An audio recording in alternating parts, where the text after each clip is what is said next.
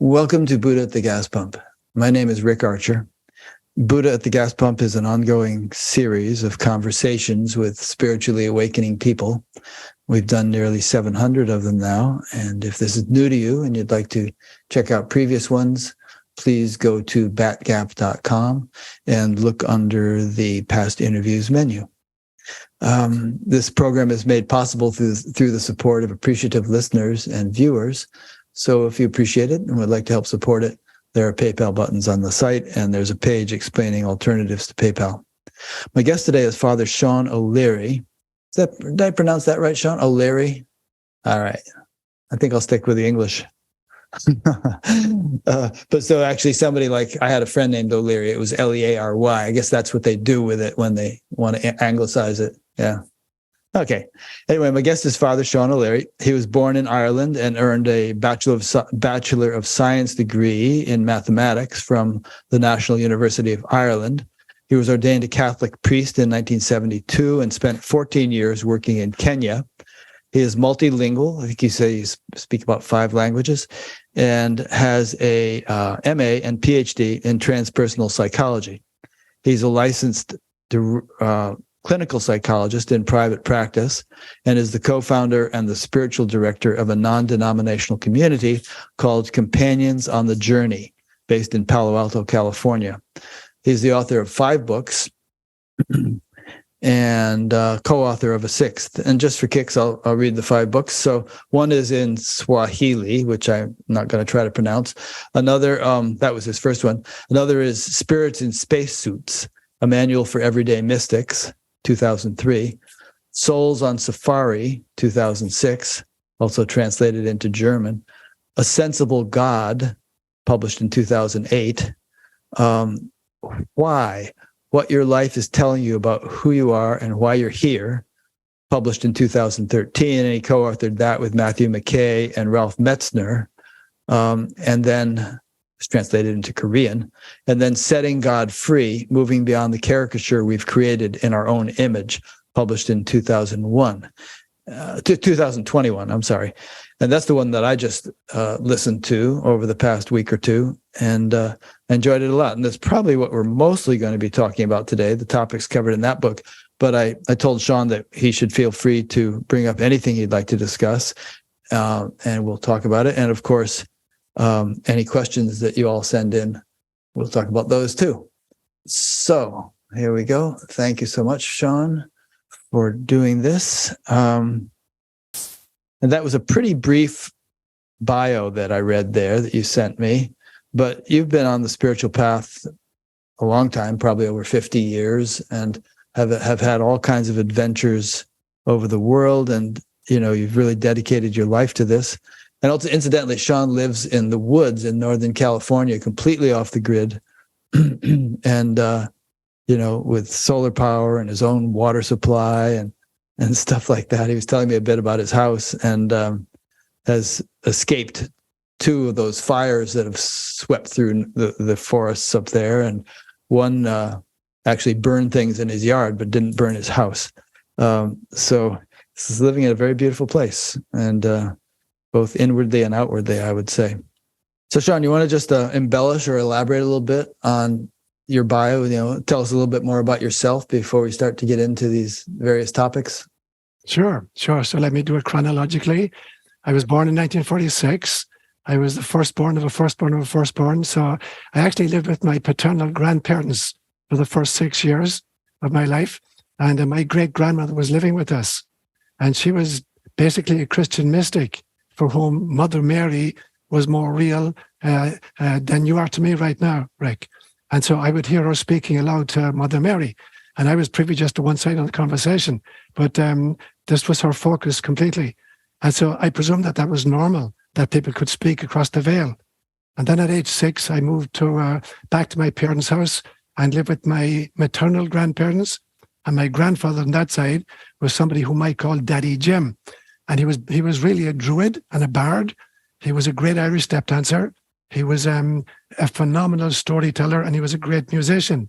And so he filled me up with all the old Irish mythology, the great Fionn McCool and, Niamh Cian Oir, all these great characters from prehistory almost. And so mythology became very important for me. And so I went to school. I was very interested in sciences. Well, you're still talking about Ireland. I'm part Irish myself, as we were discussing before the interview. And, the Irish have this reputation for leprechauns and all that. Yes. I presume that kind of thing came from the ability of some people to have subtle perception of, the beings that are all around us.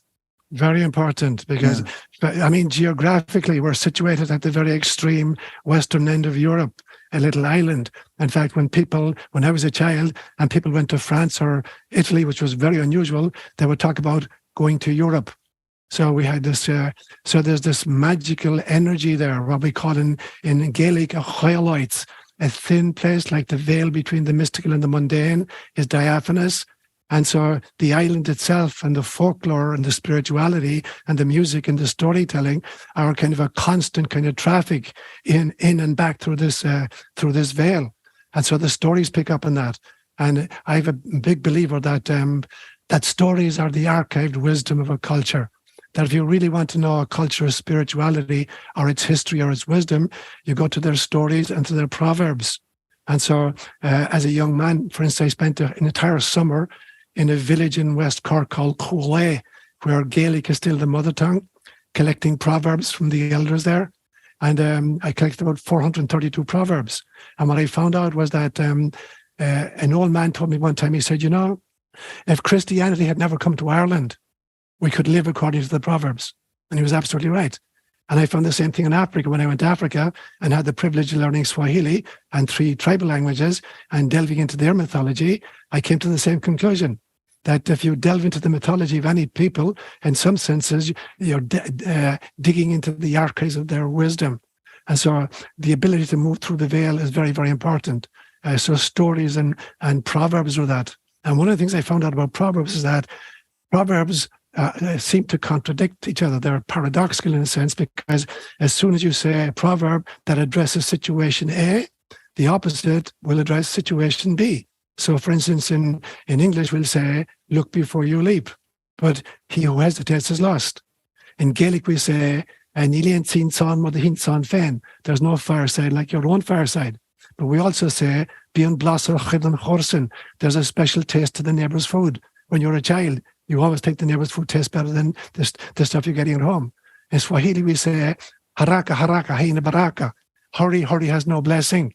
But we also say, chilewa, chilewa, mtoto siwako. Delay, delay, and the baby will not be yours. You can figure that one out. So the truth is so multifaceted that you can, as you address different facets of the diamond, you will apparently say contradictory or at least paradoxical things. But that's the nature of reality. It is so multifaceted. Someone recently sent me a T-shirt that says paradox on it because I use that word so much. Okay. And I'm kind of reminded of the stories in the Hindu tradition, which are constantly pulling the rug out from under you. And just when you think you've got it all figured out and about, what's ethical and what's this and what's that, they throw you a curveball with some kind of story which, makes you doubt again or makes you uncertain. It keeps you on your toes, doesn't let you calcify into a fixed position. And I think that's a very important part of the spiritual journey. There's a great phrase in the Gnostic Gospel of Thomas. In the other canonical Gospels, there's the phrase, ask and you shall receive, seek and you will find, knock and the door will be opened. But Thomas has a very different hit on it. He says, those who seek should not stop seeking until they find, finding is stage 2. And when they find, they will be disturbed, stage 3. And when they are disturbed, they will marvel. And when they marvel, they will rule. And when they rule, they will rest. But a lot of people on the spiritual journey, when they get to stage 3 and they begin to see that the rug is being pulled out from underneath them, they want to retreat back to the certainty of fundamentalism. So that's the kind of critical point for me, the paradoxical state of realizing, am I going to continue now with what appears to be an alternate reality and eschew what I really believe to be the truth before? And so at that stage, the illusions begin to fall off and you begin to see that reality as a totally different kettle of fish from what we were fed as little kids. I think we'll probably talk a lot today about the fundamentalist mindset and, what it signifies and how to overcome it and stuff. and it's something I've encountered a lot over the decades. So I used to teach transcendental meditation in the early 70s, and I would often be accosted by fundamentalists, in lectures, and and I actually really went at it. I had this friend who was kind of on the fence. He was meditating, but he was kind of in this fundamentalist church, and he gave me a whole shoebox full of tapes and printed materials that were all kind of anti-TM, and I just gobbled them up. I just read them all. I said, okay, I want to know what these people think, and and see, are they right to any extent? What's the counter argument, and just kind of be open-minded about it. I've always enjoyed doing that kind of thing. Anyway, so go ahead. What I've seen, Rick, is that it's true of religion, it's true of politics, it's true of finances, it's true of NGOs, charitable works, that there's a particular cycle they all go through. And the first one is there's some kind of a charismatic, mystical, avatar who comes with a brand new message. And people are attracted to his charisma and to the message itself, even though they don't understand the message, but they're attracted to the personality and the energy emanating from this particular person. Then almost inevitably, this guy is going to get assassinated or he'll die naturally. And now the group of followers becomes a kind of an organization. And the next stage is that some kind of a self-appointed oligarchy rises to the top and puts themselves in charge of the message, which they don't understand and never have understood. And now they're going to create a kind of a dogmatic version of that message and impose it on the members. And you're going to get inquisited if you deviate. And if they have enough power to become a theocracy, then they're going to create inquisitions against people who don't believe. And now you go full circle, and you got a brand new prophet like St. Francis of Assisi in the 1200s saying, guys, this is now what the teacher was talking about, And so there's a kind of, in some senses, a kind of a going back to the basics. But within 300 years of Francis, the people leading the Inquisition was the order that he founded, the Franciscans. Yeah. They're in charge of the Inquisition at this stage. Oh, brother. And they see the same cycle happening again and again and again. Yeah. Knowledge crumbles on the hard rocks of ignorance. There's a story about God and the devil were walking down the road together, and God stoops over and picks something up and puts it in his pocket. And the devil says, hey, what did you put in your pocket? God said, oh, it's the truth. And the devil says, give it to me. I'll organize it for you. I love it. So I love that notion, that even God in some senses is in search of the truth. There's a great story in Jewish Midrash after Adam and Eve had gotten kicked out of the garden for eating from the tree of the knowledge of good and evil, that they were it was verboten. They're not supposed to eat this. So they're kicked out. And God puts a security service at the gate to make sure they don't get back in. But they managed to sneak in one night, and they come over to the tree, and they're just about to pick a fruit, and they hear somebody moving in the tree. And it's God, and he's munching on the fruit. That's great. So apparently St. Teresa of Avila said it appears that God himself is on the journey. Yes, yeah. Mm. So, I love to differentiate. The truth is that anything we say about God can be at best parabolic, but certainly it cannot be. We cannot say it in cataphatic language, the language of theology or philosophy or science can't capture. So there's a complete, transcendent, unknowable, ineffable mystery. But then there's a kind of the manifest dimension of it. God, as she reveals herself through nature. And so that level of God for me, is continually growing. That creation or manifestation is the way in which God experiences. Because when you look at, the Trinitarian formulas of God, and you get those in a lot of systems, like in Roman Catholicism, there's the Father, the Son, and the Spirit. In Hinduism, you got Brahma, Vishnu, and Shiva. In Buddhism, you have Buddham Saranam Gacchami, Dharmam Saranam Gacchami, Sangham Saranam Gacchami. We have Satchitananda. So it breaks up very often into three pieces. And for me, the three pieces are, one of them represents the isness of God. The other represents God's total self-knowledge. And the third part represents the love that God has for whom she knows herself to be. But that's a closed system. That system cannot experience.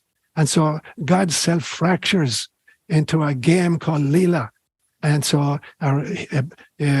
Hebrew mysticism all called Netzotzim, sparks of the divine.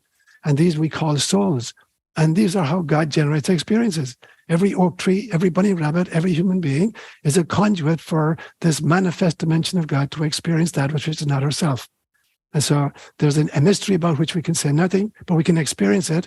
And then there's the manifest realms, in which we can bathe in the mystery, and have experiences of it and grow and learn and become more and more conscious of who we basically are. Yeah, that's great. My thinking and yours resonate very well together, as I've learned in listening to your book. I guess we could call ourselves sense organs of the infinite if we wanted to, or sense organs of the divine. And I've heard you say in your book, and I think along these lines, that when you get right down to it, there's nothing but God, yes. Appearing. I think you might have said God is God in drag or something like that. Everything that exists is God in drag. Yeah. And so, this is God having a conversation with herself right now. Yes. In these particular forms, or through these particular forms, and God is listening to this conversation. 177 people at the moment, and many thousands to follow after this goes up on YouTube. But it's interesting, isn't it? Kind of a mystery, and perhaps you can elaborate on it. How we forget that we are that. Yeah. And there's this whole search to come back, and there's that T.S. Eliot line about coming back to the place from whence we've started and knowing it for the first time. Absolutely.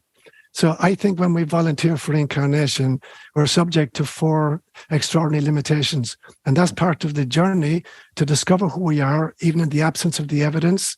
So it's like by going deeper and deeper and deeper into density and operating with lower and lower levels of consciousness, how far can you go into the depths and still remember that you're basically a holographic fractal of source? So the 4 great limitations, as I see them, are: the first one is we trade kind of our cosmic dimension, where basically all that is. And we trade that off for, like, in my case, a 150-pound little body, a spacesuit, as I call it. That's the first limitation. The second one is that we who are kind of bathing in cosmic consciousness now have to operate with this little 3-pound massive wetware we carry between our ears. The third limitation is that this little machine is so small that it cannot grok the gestalt. So we have to break up reality into bite-sized pieces and process them sequentially, thus giving rise to the illusion of time. And then fourthly, there is amnesia created in us for who we really are. So there's this great teaching in the Hebrew mysticism that there's an angel called Ayela. And before the baby is born, it pinches your nose and makes an indentation on your upper lips. That's why there's the indentations here, to create amnesia for who you really are. So we're starting off with these 4 great disadvantages. But as part of the mission, in the absence of the answers to the test, can you figure out and learn what the subject matter is about? So as part of the dive into incarnation and into evolution. I would suggest that even before we're born, we don't fully know who we are, which is why we need to be born. But we probably have a broader perspective on certain things. If you read Michael Newton's books about life between lives, for instance, and then we kind of come down into the density of this world, and we forget even more. But I think, as you're implying, there's something more about discovering who we are when we're in this earthly form than there would be prior to the manifestation of the universe. In other words, this is kind of a value-added situation where God goes through this huge rigmarole over 14 billion years and ends up with something more than if he or she had just remained unmanifest. Exactly. So some of the images, I like to play around with metaphors, images, and stories, because that's my tradition. But it feels to me like we're part of a beehive, and there's a queen in there who sends out people to gather the pollens and the kind of the nectars. And the average bee will travel maybe 3 miles from the hive. And so in a radius of 3 miles, you're talking about 27 square miles of territory. And they're visiting all of these kinds of flowers, and they're coming back with the nectars, and they're coming back with the stories that they bring back to the hive. And everybody in the hive shares kind of the goodies. And that in some senses, every kind of descent into incarnation is a bee on safari gathering the nectars for the home, for the hive. And that's how God actually generates experiences. Now, the problem becomes is that, as we're operating in denser and denser levels of consciousness, it's easier and easier to forget who we are and to identify and self-identify, with the spacesuit. So I talk about 3 levels of the self. So there's firstly the role self. I'm playing the role of an Irishman, in this incarnation. But more importantly than that, there's my soul self, this eternal holographic fractal of source that was never born and will never die. And then there's the source self from which all these fractals emerge. And so for me, it's a question of sequentially disidentifying with elements of the spacesuit, realizing I'm not just a skin encapsulated ego. I'm not just my thoughts or my emotions or my profession or my relationships. And so to sequentially disidentify with these lesser senses of self until I begin to re-identify with greater levels of self, until finally God folds up the game and there is only source self left. But that's a journey of many, many, many incarnations back. Yeah. And when you say disidentify, I don't interpret that to mean spiritual bypassing or impersonalization or something like that. It's more like the wave realizes it's an ocean, but it also realizes it's a wave. So it's just that it's not only a wave. Exactly. It has a much bigger status than just a wave, and yet still enjoys life as a wave. And that's why I love the Buddhist distinction between Turiya and Turiyatita. Turiya is the witnessing consciousness that can watch what the incarnated self is doing, but not identify with it. And Turiyatita is the ability to both witness it and participate in it. So it's like the participant observer in cultural anthropology, where you play the role as well as you can, but you know that you're not the role. Yeah. But you have to give it your best shot while you're here. So Christ has a very interesting statement in Luke's gospel where he says, you must be compassionate as your heavenly Father is compassionate.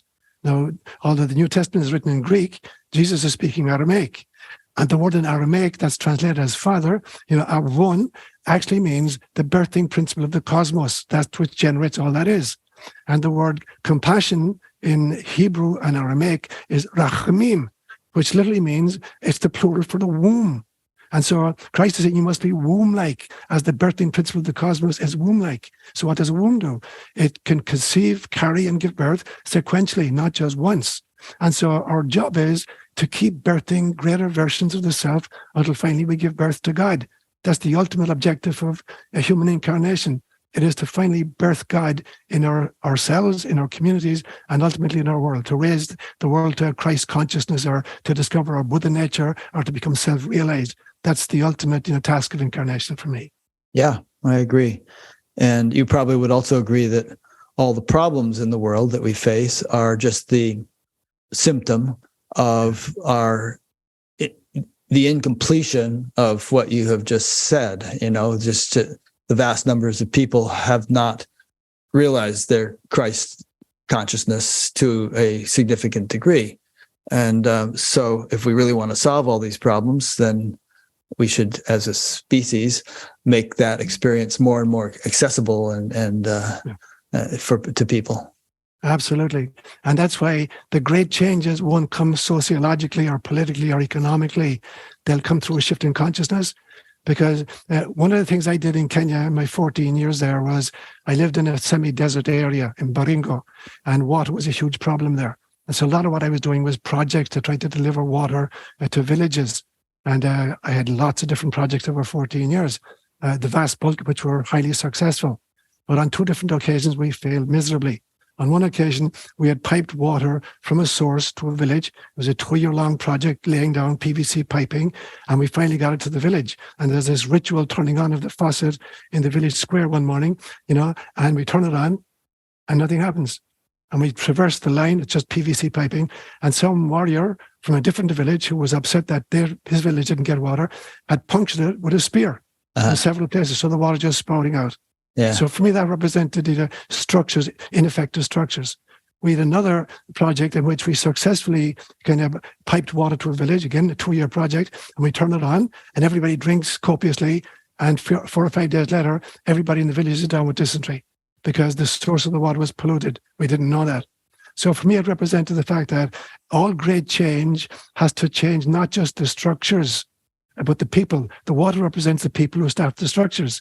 And if those people are not transformed, they'll poison the consumer.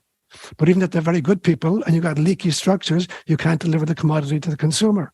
So it's this, walking on 2 feet, that we have to dismantle structures which are totally ineffective, are corrupt, At the same time, make sure that those who inhabit or people or populate the new systems are themselves committed to a shift in their own consciousness. Otherwise, they're going to poison the consumers again. Yeah, that's great. And those are great examples or stories, which, just to emphasize the point, we can't all everybody in the world just sits on their butts and meditates and everything's going to be fine. We need water pipes and we need better solar panels and electric vehicles, and somebody has to invent those things. But if we focus on the technology without attending to the necessary elevation of consciousness, we're not going to solve the problems. Absolutely not. Yeah. Absolutely not. Yeah. So I was using a metaphor a few weeks ago during one of my homilies at Mass, where I live, on a mountaintop. I'm at 950 feet elevation, and there's a tiny little spring on my land that flows down a very steep ravine, and it goes into a little creek called Chapman Branch, and Chapman flows into another little creek called Pena Creek, and Pena Creek flows into Dry Creek, and Dry Creek flows into the Russian River, and the Russian River flows into the Pacific Ocean. Now, I was saying, imagine an ET were to land off the shores of, let's say, Sri Lanka, and it gets into a big liner and starts traveling southwest. Very quickly, it'll arrive at the Cape of Good Hope. It'll go around the South Africa, and now the Indian Ocean becomes the Atlantic Ocean. And you keep that trajectory in the southwest direction, and eventually you come to Tierra del Fuego, the southern tip of Argentina, and Cape Horn. And now you're meeting the Pacific. And if you hug the west coast of South America, Mesoamerica, and North America, you come up the coast of California. And at some stage, near a little town called Jenner, you're going to see the Russian River flowing into it. Now, you're going to have to get off the big boat at this stage and get a motorboat, because you can't bring the big boat up, the Russian River. So you come up in a motorboat so far, and then you got to trade your motorboat for a canoe because the water isn't sufficient. When you get to Dry Creek, you're in a little rubber dinghy. And when you get to Pena Creek, you're wading. You can't even use a dinghy. And you get to a Chapman, you're just going from pool to pool. And finally, you get to this ravine of mine, and you're crawling on your hands and knees, and there's only a trickle coming down. So if water represents consciousness, that is the devolution from source, from the great, and there's only one ocean, basically. We break it up into Indian Ocean and Pacific Oceans, whatever. It's like the different names for God. There's only one water mass on the planet, and there's only one God behind this entire enterprise. But there's less and less consciousness, and we have to inhabit smaller and smaller kind of vessels in order to have a human experience. So most of us are living on a mountaintop with a little trickle of water of consciousness, thinking that this is all the consciousness that exists. And the journey is to reverse that process and have the courage to strike out, crawl down my ravine, now start schlepping down through Chapman Branch, into Pena Creek, into Dry Creek, into the Russian River, until I get to the ocean. And then there's the expansion of consciousness until I realize that ultimately there is only God. And all water basically is just God recycling herself. Nice. That's good. I was reflecting the other day about how my life changed when I first learned to meditate. And it was if I became kind of flooded with life force. My life had been going very poorly, dropping out of school and getting arrested and all that stuff. But as soon as I began dipping into that inner reservoir, everything changed. I got back in school. I got a job. I, joined a band and did all kinds of interesting things.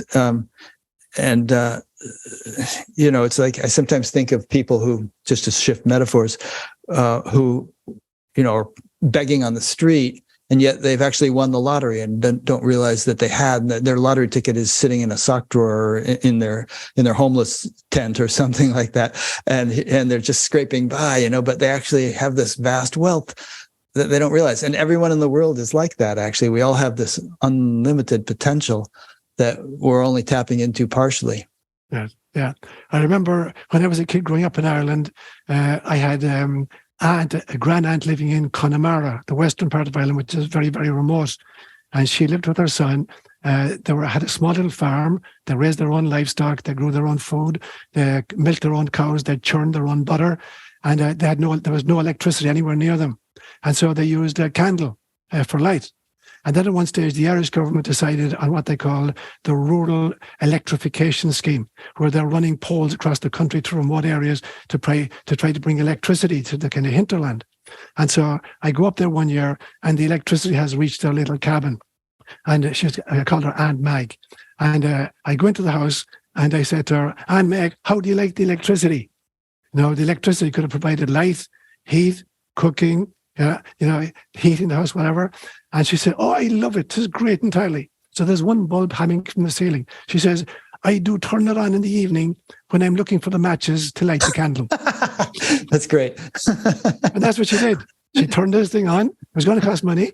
Found where the matches were, lit the candle, and turned this thing off. She certainly didn't use it for cooking or anything else. That's funny. That's the same kind of idea, that we have this treasure trove of energy available, but somehow we don't know how to find it, or we don't have the willpower to look for it. Our society certainly doesn't encourage us to go beyond the kind of the given reality. Yeah. And I just want to restate that this has not only individual implications in terms of what the quality of our individual lives could become if we all tapped into it, but societal implications, that the society would be just radically, profoundly transformed if enough people were tapping into this. Yeah, absolutely. So that brings me to, when I think about, you're really well versed in the Hindu model of body, of the chakra system, the physical body, the kind of the energetic body, the astral body, the mental body, the psychic body, the soul body, cosmic consciousness. I believe that they're the same kind of 7 levels of the planet herself. That initially I had this great vision many, many years ago where I saw great souls volunteering, standing in front of God and saying, I'm going to volunteer for a particular mission in this next incarnation. And this great soul, whom I called Gaia, volunteered and said, send me to that third rock from the sun in that solar system, and I'll breathe life there. Until I throw up a life form capable of recognizing its own divinity, and ipso facto, the divinity of all other life forms with which it shares the planet. So she set about this task, about 3.7 billion years ago.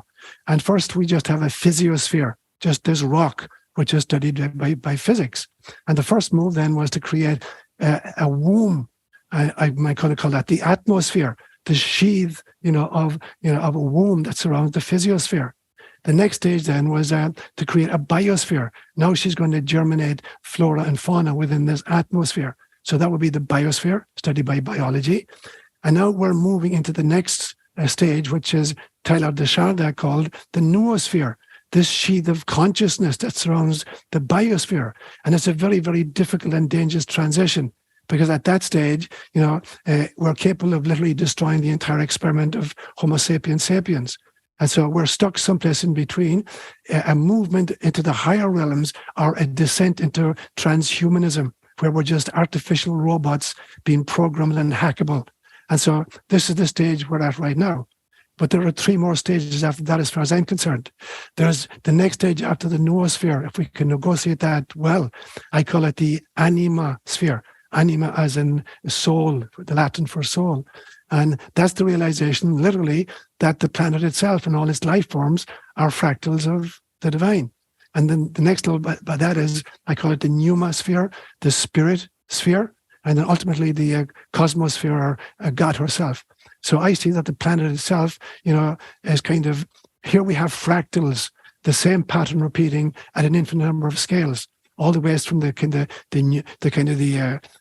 atom, and its electrons, up to a planet and its moons, up to a solar system and its planets, up to a galaxy and its solar systems, up to a black hole in space and whirling galaxies. It's fractals all the ways up. And that the planet itself is a fractal of what the human species is meant to do at a slightly lower level. And that is to become conscious of our divinity and the realization that ultimately there is only God. And to kind of throw off the shackles of this limited thinking as individuals, as societies, as communities, even as a species, and certainly as individual people, that's the journey of incarnation. Nice. I won't add anything to that. That's a great explanation. We kind of got sidetracked. You were telling a little bit more about your life. You got into mathematics. Do you want to go on with that, or should we just keep sure. philosophizing? Let me just finish that piece off then. Okay. So when I finished high school, I went to the seminary, spent 8 years trained to be a missionary priest. And one of the things we did, we studied theology, scripture, obviously, history of the church. And at the same time, I was attending the university and doing a Bachelor of Science degree in pure mathematics and mathematical physics. But then the last year in the seminary, since we were going to be living in foreign cultures, learning foreign languages, we were trained in a system called community development, where they teach you how to go into a foreign area, learn a very different language, study the situation, figure out who the leaders are, what the resources are, and what the problems are in an area, and then learn how to address them. So I'm in Kenya, I'm 26 years of age. I'm living on the edge of the desert. I've just learned to speak Swahili. And I'm sitting at a meeting of the elders, literally in the desert at like 122 degrees Fahrenheit. And I'm doing my shtick and saying, I understand you guys are the leaders here. Here are the problems I see in this area. Here are some resources we have. Here's kind of resources I have in Europe that I can kind of access. And I'm doing my shtick. And I see this old man kind of with this bemused look on his face. And finally he puts his hand up and he says, "Can I ask you a question?" And I'm 26, I'm Irish, I know everything. I said, "Sure." He said, "Can you tell me why is it for you Europeans that your only response to a problem is to want to solve it?" I'm thinking, dude, what the hell do you do with a problem except solve it? So I said, "What do you do with a problem?" And we were speaking in Swahili, but I will never forget what he said to me. In translation, he said, a problem is an invitation to self-transcendence. And if all you do is solve it, life will just give you another problem. And if your only response to that problem is to solve it, you'll get a third problem. And you'll keep getting problems until you learn to realize that you need to elevate. And when you elevate sufficiently, you see much more kind of interesting connections between the resources and the problems. And you come back down, now you can solve the problem. But if your initial hit is just to solve the problem without elevating your consciousness, you're going to create more problems than you're going to solve. And it was better than 8 years of seminary training, that realization. That's so great. I say that to all of my clients when they come in and they got a problem. I said to them, "I'm not here to fix your problem. I'm here to help you to elevate your consciousness so you can harvest this problem for some kind of spiritual growth, and then you can come back down and deal with the issue. But we're not going to deal with the issue immediately." Yeah. A nice analogy for that might be, if you have a plant of some kind, let's say a grapevine, and there's a problem, the leaves are kind of withered looking. You could study the leaves, you could sprinkle water on the leaves or something like that. But what you really need to do is water the root of the grapevine, and then the leaves should get the nourishment they need. You need to go to, transcend the leaves, go to a deeper level. Yeah, absolutely. Yeah. So digging down deeper. Yeah. I mean, it's interesting to me that to play again with that image you just given us, Rick. I think that all evolution is epigenetic in the sense that all subsequent stages build upon, incorporate, but transcend all previous stages. So the tree that's sending out shoots and flowers and blossoms into the air is not cutting itself off from its root system, and they're feeding each other. I mean, the root system is feeding it kind of nutrients from the soil, but the leaves are feeding chlorophyll and sending them back down to the root system. So we have to stay connected to our roots. They have to feed each other. We can't be cut off from them. So it becomes very important, even if we're talking about religion or anything else, to realize that previous generations have done the best they could, given the resources available and given the mindset. And so we have to honor it in a sense, but we have to transcend it. Incorporate what has been of value in it, but transcend and go where, it was impossible to have gone heretofore. Yeah. For some reason, it reminds me of a quote from Thoreau. He said, okay, you've built castles in the air. Fine. That's where they belong. Just put foundations under them. Yeah. I mean, it's interesting that grounding idea. Yeah. That there's a modern practice. I mean, it's modern because it's been forgotten, of earthing or grounding, where you walk barefoot on real soil. Right. Because the planet Earth gets about 7,000 lightning strikes every minute. So it's energy coming from the ionosphere that's bringing down negatively charged ions, which are really, really healthy. And we're living in situations where we're wearing shoes, we're insulated in our homes, we're subject to all kind of electronic smog. And so we're building up all these free radicals, these positively charged ions, which are really bad for us. So walking barefoot on the ground, there's this interchange, this recalibration. And it's interesting that there are more nerve endings per square inch on the sole of your foot than on any other part of your body. So we're calculated, we're built to walk on the dirt in order to recalibrate all of the kind of the electronic smog we're building up from lifestyle. And so that's a practice that I advocate to people as well. And it has extraordinary health benefits, both psychologically and physiologically. That's interesting. I heard the other day on NPR a story about how a quarter of all the bones in our body are in our feet. And and that's part of the reason we have foot problems, because people's feet are a lot more complicated than they need to be. And the reason they're complicated is we're evolved from orangutans and species like that who needed to climb trees and grasp with their feet, which we don't do anymore. We just walk on them, but we still have all that complexity, which causes problems. Maybe we need to develop an opposable thumb in our feet. Yeah. When I was a kid, I used to actually lace shoes with my toes, but that's another topic. Okay. Wow. It was kind of a nice party trick. Okay. So I suppose one main point we've emphasized so far is that, there's an unlimited source of potentiality at the ground state of all existence. And since we exist, we should have access to it and can have access to it. And many people throughout history have had access to it. And if we gain that access, it will enrich our individual lives and through us enrich the environment and society. All right. Main point we've covered, right? Yeah. All right. Want to say anything more about that? I want to build on that a little bit then, because I have this system that I call a preconception contract, I've read Newton's books about life between lives as well. So I'm totally convinced that before a soul incarnates again, we make this, I call it a preconception contract, in which we are choosing the circumstances of our next incarnation to optimize, our learning, but to try to develop our Buddha nature, our Christ consciousness, and I think we only know three things before we come in. We know, our previous history, in other incarnations, and therefore what we're capable of doing and what our kind of weaknesses might be. And we know the past history of all of the other players in the planet at the same time, all 8 billion of us right now. So we're not going to be blindsided. And so knowing their track history and my track history, I know then the third thing I'm told is what my mission is, what I'm coming down to do. And so nobody is blindsided. But when we arrive, I don't believe it's either scripted, there's no plot to it as far as I'm concerned, and there's we're not learning lines to be mouthed. And we have total free will to react to the situations in which we find ourselves. So for me, it's much more like improv theater, that you put 2 actors on stage and somebody in the audience just throws a word at them.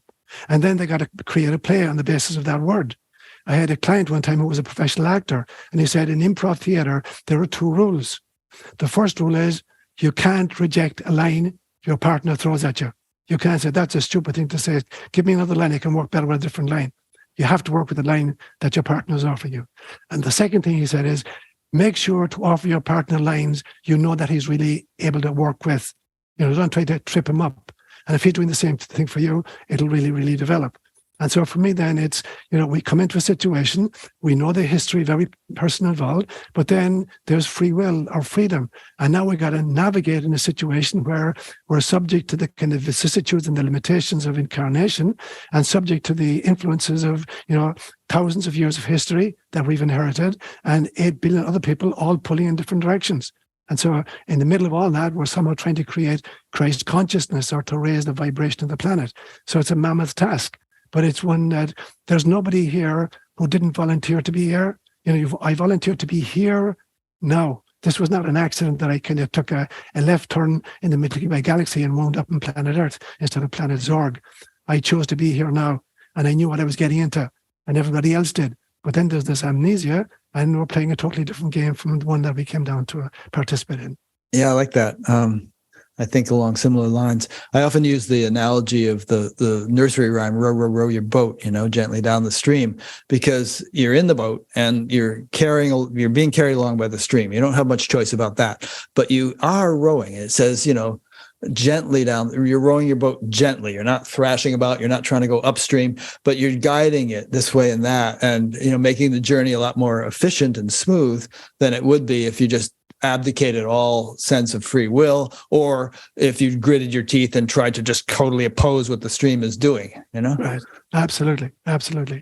So an image I had years and years ago, another vision one time, I saw what appeared to be a huge big rock is sitting in the middle of a field, and there are a whole bunch of ropes attached to it, and there are people pulling it in different directions, and there was this was many years ago, so there was 6 billion people pulling this huge rock in different directions. Every guy had his own rope pulling it. Now, there's a branch of mathematics called vector analysis. A vector is a commodity that has both magnitude and direction. So, for instance, velocity has magnitude, the speed, and the direction. So, velocity is 40 miles an hour in the northwest direction, whereas speed is just 40 miles an hour. So a vector has magnitude and direction. So if I could calculate, the force that each person is applying to this rock and the direction in which they're pulling it through vector analysis, I could very, very quickly estimate where the rock is actually going to go and at what speed it's going to move. And that felt to me like that's what it's like in planet Earth right now. 8 billion of us all pulling in different directions, except that at some stage, we've kind of amalgamated it into groupings. Every time you see an ism, like communism or capitalism or Catholicism or whatever, there's a whole bunch of people who've agreed to pull on one particular rope, and they're pulling like crazy. And in this vision, I could see, lad, they're pulling it over a cliff. The whole thing is going to be destroyed if they keep, pulling in that particular direction. So the question then becomes, can we wake up enough people to realize that the pressure they're applying to life and the way and the direction and the energy they're putting into their life, is it pulling it over the cliff, or is it in fact elevating it into a different level of planetary consciousness? Nice. I guess you could bring that down to the individual level and say that there's, even within one individual, there are people pulling ropes in different directions. We're often at odds with ourselves. And one thing about some of the research on meditation has shown that whereas ordinarily the brain waves in different parts of the brain are totally out of sync with one another, very dissimilar, in deep meditation, the brain waves tend to synchronize between different parts of the brain as if becoming one coherent wave. And so if that, if the personality reflects that kind of change and we become coherent within ourselves and not at odds with ourselves, then perhaps we become at least one unit of society that's going to contribute that kind of coherence. And if a significant number of people began functioning this way, then we would all move as one coherent wave, in a purposeful and evolutionary fashion. Yeah, absolutely. So I remember, was it the Maharishi who created the formula? And maybe our John Hagelin, that if you could get the square root of 1% of the world population in the same physical location meditating together, you could actually shift the consciousness of the planet. And I read some research, many research papers showing that this was tried, for instance, between 16 control cities and 16 experimental cities, where you bring more than 1% of the population meditating together, and then you watch what happens to crime statistics over the next year. Yeah, and begin to see that the cities, the experimental cities saw a decrease of 16% in the crime rate over a year, whereas the other cities, the control groups, saw an elevation of 16% in crime. So there's a 32% differential between the two sets of cities. Yeah. So that notion of bringing people together and getting on the same wavelength, that's crucial. Yes, I participated in a number of those experiments, and I also initiated John Hagelin into meditation when he was in high school. Oh. In fact, I saw him in the pharmacy the other day. He was in line. Wow. Anyway, Irene's passing me a note. So let's see then. Oh, okay. So you're talking about Michael Newton and, taking on a particular task or something when we incarnate here and all. And so often I have talks with people who are kind of atheistic or agnostic, and they feel like, how could there be a God? When you have things like the Holocaust, or you have all the children starving in the Horn of Africa, and why would anybody actually sign up for an experience like that? What do you say to such objections? Well, part of the problem is we're thinking with this tiny little brain of ours that can only see a tiny little slice of the graph. So if I were to go to a blackboard and draw a graph on it, and then hide 90% of the graph, and allow you to see the 10% that's still on the board, and ask you to estimate where you think the graph is going to wind up, you're going to kind of take the existing piece and extrapolate and presume it's going to continue that particular line. It may be, varying radically. And so unless you see the entire graph, you have no idea where the endpoint actually is going to wind up.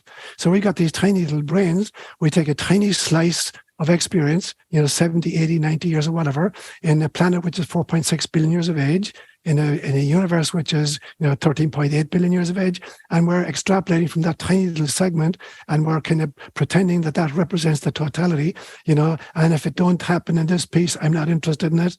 So the first thing is to kind of get out of that mindset of this tiny little laptop and realize it is a much, much bigger picture. That's the first piece. The second piece, the realization that most people would aver that when they go back to their own life experiences, that sometimes the deepest tragedies, afforded the greatest opportunity for growth. And so when you adopt that mindset and begin to try to harvest what are the possibilities resident in this situation, whether at an individual level of suffering or a community level or even a global, what do we learn from these situations? And then I think there may be very brave souls who say, okay, if that's the only way we can learn a lesson by me agreeing to be a starving child in sub-Saharan Africa, and it's going to teach other people to be compassionate, okay, I realize it's just one incarnation in time, let's sign me up for it. It's almost like if a group of people want to learn how to do life saving, and the lifesaver brings them down to a pool, he's going to teach them how to rescue somebody who's drowning. So there's 15 people sign up for the class. He's going to say, I need a volunteer to fall in and pretend to be drowning. Who's going to volunteer? And nobody wants to volunteer to be the guy to fall in and kind of trash about. But somebody's got to do it. So somebody, dives in, starts thrashing about, and then one by one we get the chance of learning how to rescue it. And so I think the people who are in dire circumstances, I believe we've all been there in other incarnations. And now we get different opportunities to afford the wider community an opportunity to exercise compassion and to figure out solutions to our problems. And so once we get the long-term perspective on it and realize that every one of us is doing this in some incarnation, it's a very different kettle of fish. Yeah. So in other words, big picture, long view. Big picture, long view. Yeah. And in fact, related to this, here's some guy named Rin Esser who just emailed in from Turkey, and he said, "Namaste. What do you think about the earthquakes in Turkey?" That's kind of a case in point. You volunteer to be buried under the rubble, I guess. I'm not convinced that we sign up for the details of a particular incarnation, but we sign up for a planet which is subject to volcanoes and earthquakes and tsunamis. And we sign up to inhabit bodies which are subject to illness and decay and death. That's the agreement when we come into this level of density into this particular planet. Here's what tends to happen in this planet. And here's the previous history of the other people that you'll be sharing the planet with right now. So I'm not convinced that we pick out the details of the incarnation. As I said, it's more like improv theater. So I believe that we don't sign up for the details of any incarnation. That is not a pre-programmed script or even a pre-programmed plot. It's basically people with previous histories coming into a planet with particular gifts and particular problems at a particular time of human history and playing a role which affords everybody on the planet an opportunity to learn a lesson. And they're very, very different lessons. Somebody, who's born into a millionaire family has to learn compassion in a very different way from somebody who's begging on the streets. But they're both learning compassion in various ways. But unless there was somebody begging on the street, the billionaire, would have no opportunity perhaps of realizing, okay, I've been very blessed. Whom should I be helping at this stage? And so there's another system called psychosynthesis. I don't know if you ever come across it. It's a psychological modality where if I say, for instance, I got 4 clients, they don't even know each other, and they're all working on different issues in their lives. And I make a suggestion. I say, I'd like to bring you guys together, 4 of you together, and I'm going to create a scenario and put you on stage, just the 4 of you, me moderating it. And I'm going to see if we can set up a situation that allows each of you to deal with your own individual issue. So I put them on stage, it's 4 people, and I say, you're going to be the father in this family, and you're an engineer, and you're really, really busy. And you're the mother in this family, and you're an artist, and you're away from home a lot, but you're highly successful, and you're very, very well known. And you're the jock in the high school, you're the quarterback for the football team, and everybody loves you. And you're the daughter in this, and you got a drug problem. And you just got a message from the principal of the school that your daughter has been suspended for selling drugs. I put them all 4 on stage, and I say, okay, you're the father, you're the mother, you're the daughter, you're the son. Get on with it. I think, what are we going to do? There's just an initial scenario. They've been appointed roles. There's a particular situation. And what happens is, given that there's no dialogue, there's no plot, there's no script, what are you going to rely on? You're going to rely, each individual is going to rely on their own previous history. And as they interact, I begin to see, oh, I can see this facet of this person's character in this situation. I can see how they're going to deal with this situation. So I'm learning about each of the four characters. I'm not learning about the artificial scenario I've created. I'm learning how people react in any given situation based on their previous experiences, on their issues and their talents. So I'm seeing more in that play than if I did several sessions with each of them individually. Now, that's planet Earth writ large. There's 8 billion of us on stage. We've been here many, many, many times before. We've had particular kinds of issues and particular kinds of strengths. Now we're born into a scenario such as we experienced when we were born. And we now have to get on with the play, and everybody's going to contribute a line or do something or say something, to which I've got to respond. And so that's how the learning takes place. The soul then is learning to kind of learn whatever lesson it felt like this would be the ideal scenario, the ideal time, the ideal family in which I could learn what I need to learn this time around. Yeah, sounds good. What was I going to say? Yeah, I can't have two questions in mind. Well, what's your take on karma? I think I'll ask that one. Oh, yeah. So karma for me is obviously, it is not a punitive mechanism whereby I'm being punished in subsequent incarnations for problems I created in previous incarnations.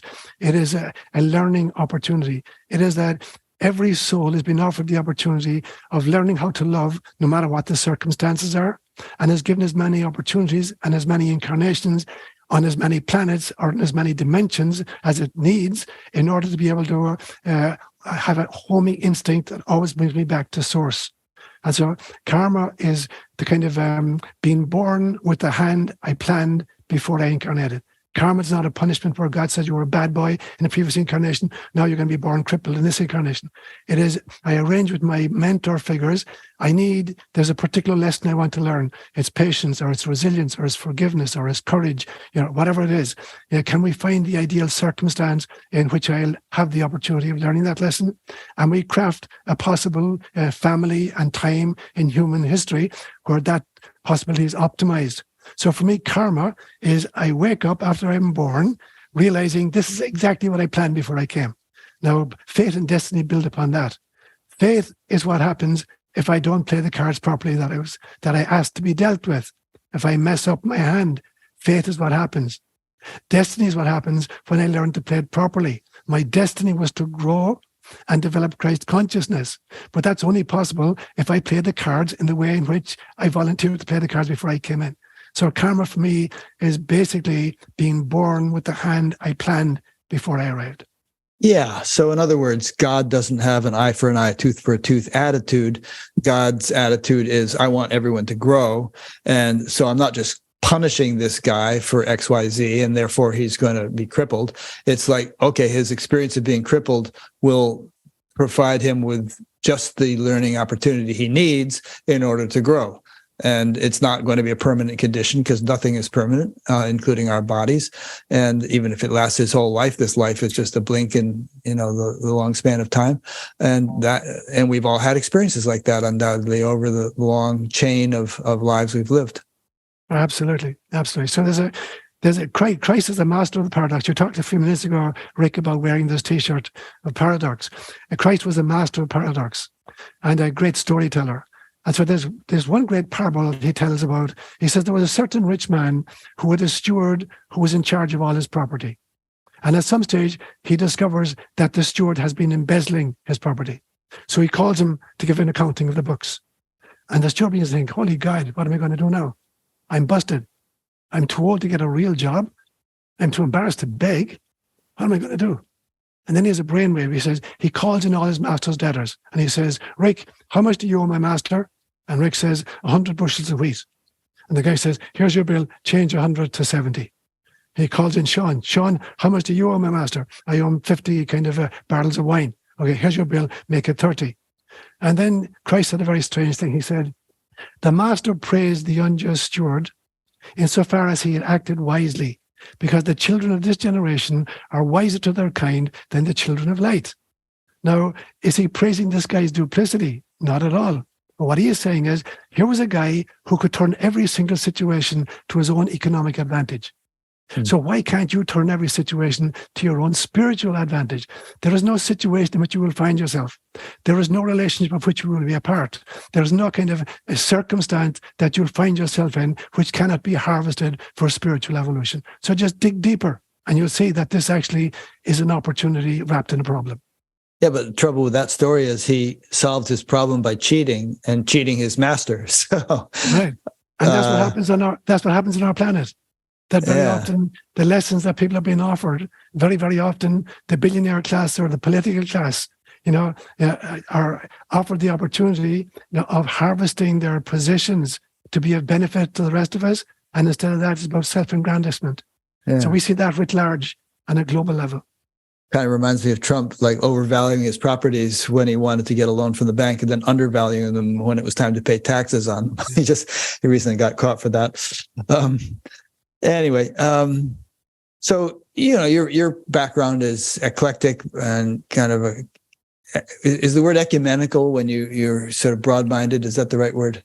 It's but it's ecumenical tends to be used very often within the Christian churches about, a dialogue between various Eastern Orthodox and kind of Christianity and Protestantism. So for me, it's the word Catholic with a small c literally means universal. And so for me, spirituality is a universal activity, and that there are various kind of articulations of it, but that underlying it all is this kind of mystical impulse. And so that's part of what I was trying to do in this last book I did, which was called Setting God Free, moving beyond the caricature we've created in our own image. It's getting away from a kind of a psychology of behaviorism, in which we're just black boxes, Skinner boxes, data in, behavior out, into a realization that psychology is the study of the soul. But that psychology has abandoned the soul very, very often. Now, with transpersonal psychology, it's integrated more.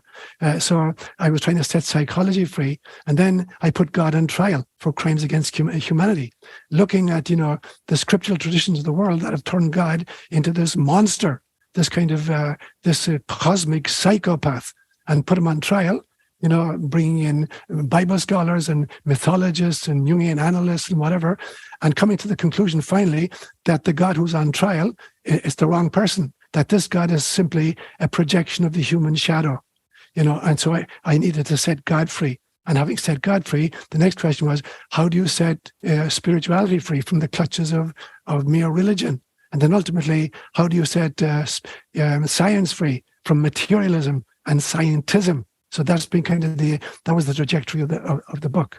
And so for me, it's about wrestling with these kind of the ways in which we've manacled ultimate reality, and shoehorned it into this tiny little perspective that we take to be ultimate truth. Yeah, let's go more deeply into each of those sections. But one thing I wanted to ask you is, you're comfortable with reincarnation. We've been talking about that. Do you feel that reincarnation was originally in Christianity and got edited out somewhere along the line? Absolutely. I'm convinced, in fact, that Christ himself taught reincarnation on several occasions. There's one instance where after the transfiguration, he takes Peter and James and John to the top of Mount Tabor about a week before he died. And there's the experience of encountering Moses, who'd been dead 1,250 years, and Elijah, who'd been dead 850 years, and he has this encounter with them. So as they're coming back down the mountain, the disciples said to him, why do the scriptures say that Elijah has to come back, before the Mashiach appears? And Christ says very famously, Elijah already came back, but they didn't recognize him. And Matthew's gospel adds in parentheses, here he was talking about John the Baptist. So as far as Matthew was concerned, John the Baptist was the reincarnation of Elijah. There's a great story in John's Gospel in chapter 8 where there's a man who was born blind sitting outside the city of Jericho begging alms. And as they're walking out, Jesus is walking out with a group of disciples. And they said to Jesus, whose sin was it that caused this man to be blind? Was it his parents' sin or was it his own sin? Now, how could a person be born blind for their own sin unless they've been in a previous lifetime in which, they've done some bad stuff? So in Judaism at the time, there was this belief system in reincarnation. It was part of the church teaching, and some of the church fathers, like Origen particularly, and Clement, taught it. But at the Second Council of Constantinople, I believe it was about the year 551, 553, it was thrown out but it had been part of the teaching at that stage. And it was thrown out actually by the empress at the time. I think she was called Theodora, because she had been born in very lowly circumstances and somehow married a way up, and she married the emperor himself. And there was no bloody way she was going to come back and be a serf next time round. So she wanted to make sure this is it. There was never a before and there won't be any after. I'm the empress. I'll always be the empress. So got kicked out. But it continued to kind of sneak in Roman Catholicism with the doctrine of what's called purgatory. This notion that there's a place that we can go to after death. We can't go to heaven because we've committed some kinds of sins, but they weren't mortal sins, so we don't deserve hell, but we can't get into heaven. So there's this purification process called purgatory.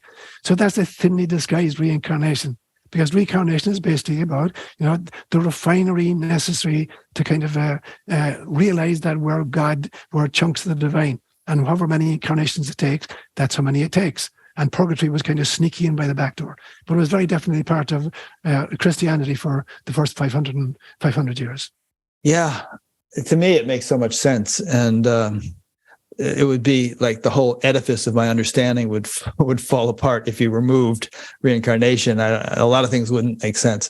So I don't know how other people get along in this world, thinking that, this is all we are. And when this dies, that's the end of us.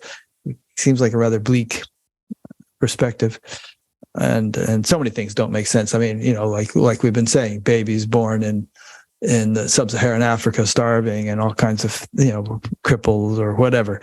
And you could have, obviously, if you, and then you naturally would be inclined to conclude that there couldn't be a God because this seems so unfair. So it's like this domino effect where, you take that, you knock that domino over and they all start to fall over. The only alternative, I think, Rick, is if somebody could create a universe in which no bad things ever happen, and then you'd have automatons. We'd basically be robots programmed to be good. So I have this kind of 4x4, this 2x2 matrix, 2 rows and 2 columns. And what I saw is conscious and unconscious, good and evil. And what I say is that somebody who's unconsciously evil is simply asleep. Somebody who's unconsciously good is simply lucky. Somebody who's consciously evil is pathological, and somebody who's consciously good is enlightened. But if we were to create a situation in which there is no possibility of making wrong choices, there wouldn't be free will. We would literally be robots. So you think, this would look really, really good. Eternal bliss, eternal boredom, more like it. There'd be no possibility for adventure of any kind. And so I think if you were to brainstorm with God and say, can't you make it a little bit better? He'll say, okay, what version do you want to inhabit? Yeah. I mean, it'd be like Shakespeare only writing comedies, no tragedies. Yes, In fact, this is a discussion I sometimes get into with a good friend. He says, why does there have to be suffering? Why does it have to be bad? Why couldn't, if God is all powerful and omniscient, why can't he just make a universe where everybody is happy? And I have my answers to that, but why don't you go at it with that one? You've kind of said it already, but let's do it again. So I have this image. If I'm sitting in a room, let's say a typical kind of rectangular room, and there are 3 axes. So there's the floor, there are the walls, and there's the ceiling. And so I'm looking into the corner, the far corner, and I see 3 axes. There's one axis that joins the floor to the wall on my right. There's another axis that joins the floor to the wall on my left. And there's a vertical axis that joins the floor to the ceiling. So I'm going to call the one to my right the x-axis, and the one to my left the y-axis, and the one going vertical the z-axis. And I ascribe kind of characteristics to them. The one to my right is the axis of compassion. And so the question becomes then, where am I situated on this axis? Am I stuck in the corner that I have zero compassion for anybody? Or am I Mother Teresa? I'm a long way along that axis, and I have tremendous compassion, particularly for those suffering. So that's one axis. The second axis is the axis of freedom, free will morphing into freedom, because there's a huge difference between free will and freedom. Free will is to do as I please or as pleases me, whereas freedom is that which I do what pleases God or the good. So the only truly free person is the person who's constantly making decisions for love. Otherwise, free will is just in the kind of the exercise of selfishness. And so I ask, where am I located on the y-axis here? Am I addicted to the self in some way? Or am I kind of reaching out, and I'm free because I'm making choices for good? And the z-axis is self-awareness. In the corner, self-awareness looks like identification with the ego. or with the spacesuit. As I go further and further north, I'm identifying with my soul self, or ultimately with my source self. So in any room, you can identify any object in the room using those three axes. If there were a butterfly flying around, I can tell you mathematically precisely where the butterfly is by giving you a measurement along the x-axis, the y-axis, and the z-axis. And by the same token, I think I can estimate where anybody is in their spiritual journey by creating a map of how much, compassion is in their lives, how much freedom is in their lives, and how much awareness in their lives of who they really are. And I can tell you exactly where they're located. Yeah. And the job is to wind up in the top corner, at the behind me, where the ceiling meets the z-axis and the end of the x and the end of the y. So Go ahead. There are metrics. It's very important. One of the things I did in the fourth section of the book, I looked at the spirituality of science. There has to be a metric to spirituality. Spirituality is not just this kind of navel gazing. There has to be some way of measuring it. And so when I look at, for instance, at the scientific model, whatever the field of study is, whether it's geology or physics or mathematics or psychology, what I see the following stages again and again and again. The first stage is that the scientist makes a bunch of observations in her field of interest, stage one. Stage two is she begins to gather her data from the observations. Stage three is she begins to identify some kind of a putative pattern in her data. Stage four is she comes up with some kind of a hypothesis that might explain the putative data. What's that word, putative? Putative, that which is thought to be real, the likely explanation. So stage five then is to set up an experiment that kind of tests whether or not my hypothesis is accurate. If it proves to be accurate, I need to kind of replicate it in somebody else's laboratory because it could just be a statistical aberration. So 4 or 5 different scientists replicate it. If they get the same result, we've established a principle in the field. Now, at some stage, we put together a bunch of principles in the field. We have a model of the field. Now, that model should be able to accommodate all of our observations. But at some stage, there will be new anomalous data that present themselves from subsequent observations that don't fit neatly into the existing model. And now we got to kind of push out at the seams to try to push the new data into the old model. And then at some stage, the old model is radically unable to to accommodate new anomalous data. So we have to create a brand new model that can explain all the old data and all the new data. And we did that twice in the 20th century with relativity theory in 1905 and quantum mechanics in 1920. Now, the thing is, the mystics have been doing this for thousands of years, the very same process. Observation, whether it's through meditation, time spent in nature, liturgy, whatever it is, observation, collecting their data, forming hypotheses, they're setting up experiments to test the hypothesis, comparing notes with other mystics until they find out where it works, establishing a principle in the field of mysticism, and then finally a model. And then, as we move on, new anomalous data come up, and maybe a great mystic like Meister Eckhart or Teresa of Avila or the Maharishi come up, and they talk about experiences that now have to be accommodated, and we have to tweak the model somehow. So there has to be a science to spirituality. It's not just narcissistic navel gazing that's going to shift our state of consciousness. There has to be some kind of metric where we can evaluate. When we're looking at other people, is this just a guru taking advantage of his disciples, or is this somebody who is really an avatar from whom I can learn? Yeah. Okay, so there's a nice section in your book about how unscientific scientists can be. We could talk about that a little bit. But on the note you just struck, how scientific can mystics be? And the reason I ask is that ideally, if science is done properly, when you read a scientific paper, they usually tell you exactly what kind of equipment they've used, right down to this and that test tube or whatever, so that somebody else can replicate the study and do it in the exact same way as the author of the paper did it. And yet in mysticism or spirituality, we all have different lab equipment. We all have different nervous systems, different brains, different minds. And so you can't standardize as rigorously as you can with external physical scientific equipment. How do you get around that problem? Well, for one thing, I think we're laboring on this illusion, under this illusion that our sensorium delivers reality to us, and it doesn't. It delivers a tiny slice of reality to us. So, for instance, our visual ability can pick up between infrared and ultraviolet, 400 to 700 nanometers. If we were to look at the visible spectrum on the electromagnetic spectrum, and represented as a line joining LA to New York, 3,000 miles, the visual part will be the diameter of a dime. So on the basis of that, scientists are creating their models of reality. We understand. Well, of course, they use tools, the ultra. They explore other frequencies of the electromagnetic spectrum with their tools. Yeah. But anyway, keep going. They can expand it a little bit. Yeah. Yeah, but they're expanding it with the kind of the same level of consciousness, of which they're using their kind of equipment are basically extensions of the sensorium, but they're not taking us into different levels or different dimensions. And so, for instance, you get, for instance, the notion that of dark matter and dark energy. Now, dark energy is what allegedly explains, the inflation of the universe, that the universe is expanding, at a huge rate. And dark matter is the belief system that there's a gravitational force which is somehow keeping galaxies together. But it's 95% unknown.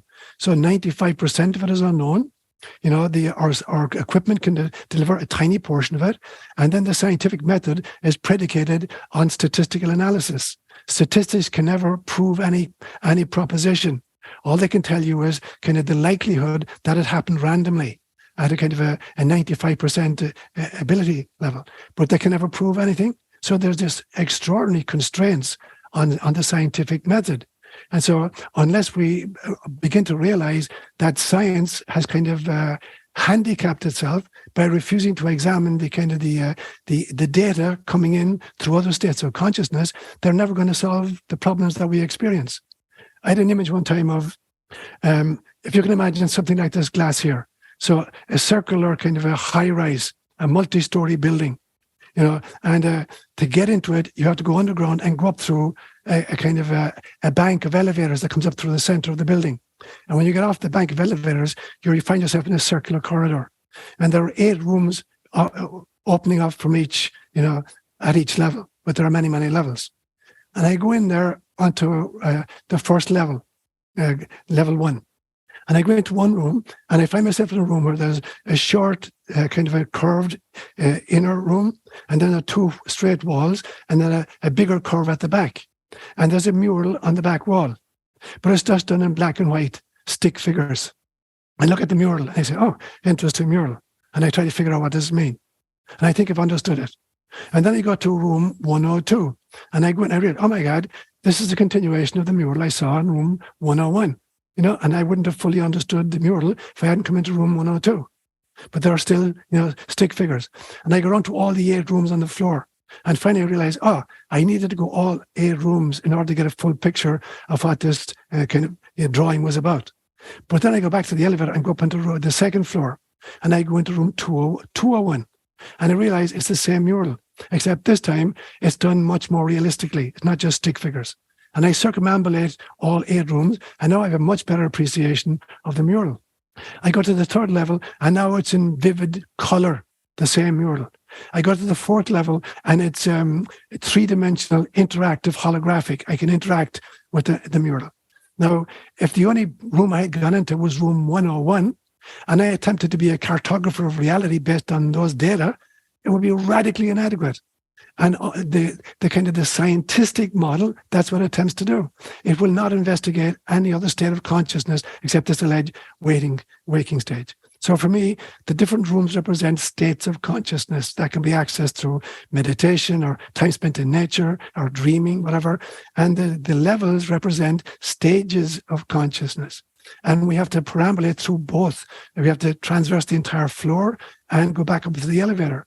Now, mysticists, or I coined this phrase years ago called mysticis, which is a cross-fertilization between mysticism and science. They are people who are able to use multi-dimensional data in their kind of articulation of their reality models. And kind of scientism is not prepared to do that. And so with all the constraints they build in and all the kind of the safeguards they pretend to have, they're dealing with data from room 101. They've never been into room 102, let alone to room 408. And so the mystics, in some senses, have far much more data available to them than your typical, materialistic science. That's good. Yeah, I hope everyone's following this. It's a really important point, and it has implications for our whole culture that we live in, the whole humanity, and that is that science, which is the dominant paradigm these days, has, for the most part, refused to consider what mystics have been exploring for thousands of years, and as a result, it's seriously handicapped. It's seriously limited in its ability to explore what's actually going on in the universe. It's sort of like people, let's say, sitting on a frozen pond trying to peer through the ice and get a sense of what might be down there under the water, as opposed to somebody who can sort of just dive in with scuba gear and deeply explore. So so this is one of my favorite themes, that science needs spirituality in order to fulfill its mission, which is to thoroughly and deeply understand nature and the universe. But by the same token, spirituality actually needs science, because spirituality can devolve into, like we were saying, fundamentalism, or perhaps in a new agey sense, all sorts of just woo-woo imaginary kind of stuff with no rigorous emphasis on experiential verification and systematic procedures to achieve a predictable result, and so on.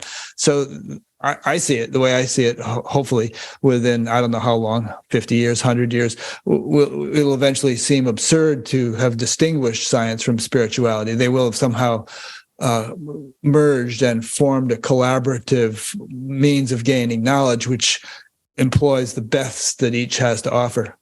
Absolutely. And I call those people mysticists. Mysticists, right. The cross-fertilization of the mystic and the scientist. Mm-hmm. So let me kind of work further with that a little bit, Rick.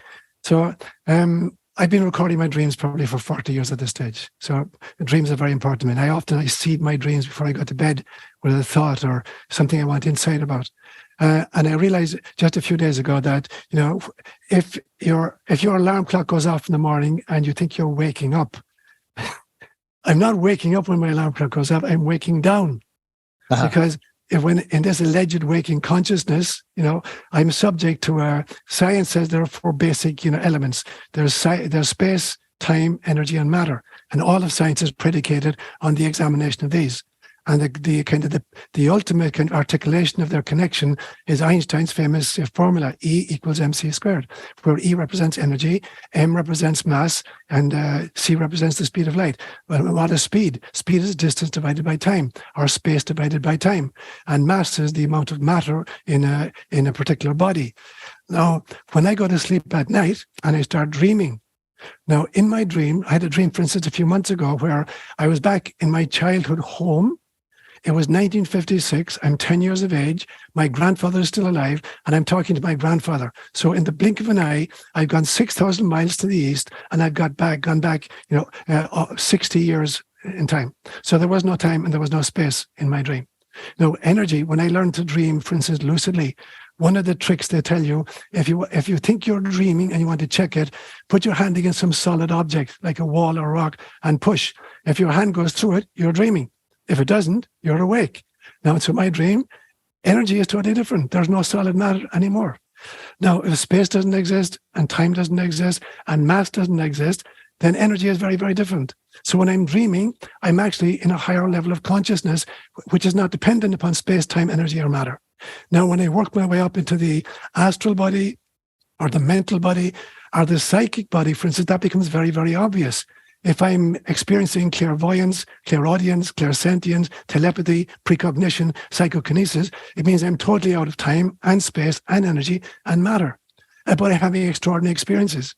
And so the alarm clock is not waking me up, it's waking me down. And mysticism is waking me up, really waking me up, because it's putting me in contact with higher and higher levels of myself, and therefore greater and greater levels of consciousness. So the mysticist then is somebody who's prepared to surf that particular wave, and go where the energy is going to take him. I haven't used an alarm clock in over 50 years. I don't believe in them. Right. And it's interesting you should say that, because I sometimes, the most powerful and profound experiences I've ever had have been during sleep, but I'm hesitant to call them dreams, because that seems like the base level definition of experiences we can have during sleep. Just dreams about what you had for dinner or something. Yeah. But there are many strata or levels, absolutely, right, of experiences you can have during the sleep state. Yeah, absolutely. And it's interesting to me that, in the Hebrew language, in the Bible, for instance, the word vision and dream are synonyms. A vision is a dream you're having when you're awake, and a dream is a vision you're having when you're asleep. And so there was this great passage that used to upset me. It was from the prophet Joel, which was quoted by St. Peter during the first Pentecost sermon, where he says, "In the days to come, I will pour out my spirit upon all humankind. Your young men will see visions and your old men will dream dreams." And I thought this was kind of ageism, that the young guys have visions, aspiring to greatness in the future, whereas the old guys just have visions, have dreams. Oh, I wish I had done, I remember when. But in the language of the Bible, there are synonyms. And so it's just one way of saying that everybody is having these kinds of experiences. And so I believe that as we move through the dream state and go higher and higher, we're having access to visionary experiences, which are putting us in contact with, levels of the soul, which are nearer and nearer to source. So the insights we get and the energy we experience is radically different from literally just space, time, energy, and matter. Yeah, you're more open to such things when you're in the sleep state. You're not trying to run the show. That quote you just quoted also reminds me of the thought that it seems to me there's some kind of planetary awakening happening even now, and all kinds of people are starting to wake up and have experiences. In some cases, that experience, developments that they have intentionally sought. In other cases, things that they're just came out of the blue. They haven't been interested in spirituality, and all of a sudden they're having a Kundalini awakening, and they think they're going crazy or something. And I get contacted by people often who are sort of freaking out because they've begun to experience this powerful stuff and they don't know what it is. Yeah, and I think it's a measure of what is needed in our times. Yeah, I remember reading a great book by Bruce Lipton a few years ago, this extraordinary biologist, talking about, what happens to a caterpillar at the end of its life as a caterpillar, where it creates a cocoon around itself, and then it disintegrates into a kind of a goo, where the body is literally feeding on itself, and this struggle releases imaginal cells that reconfigure all of the existing cells of the body in order to produce a butterfly. But it's the caterpillar doesn't want to kind of disintegrate, and it fights the process. And in the process, it's actually releasing the imaginal cells to create a butterfly out of it. And then remembering hearing a story about a young boy one time who was watching a monarch butterfly try to work its way out of its cocoon. And the kid is watching fascinated, and the butterfly is really struggling, and the kid is filled with compassion for the butterfly. So very gently, he starts breaking the cocoon to liberate the monarch. And indeed he does. He liberates the monarch.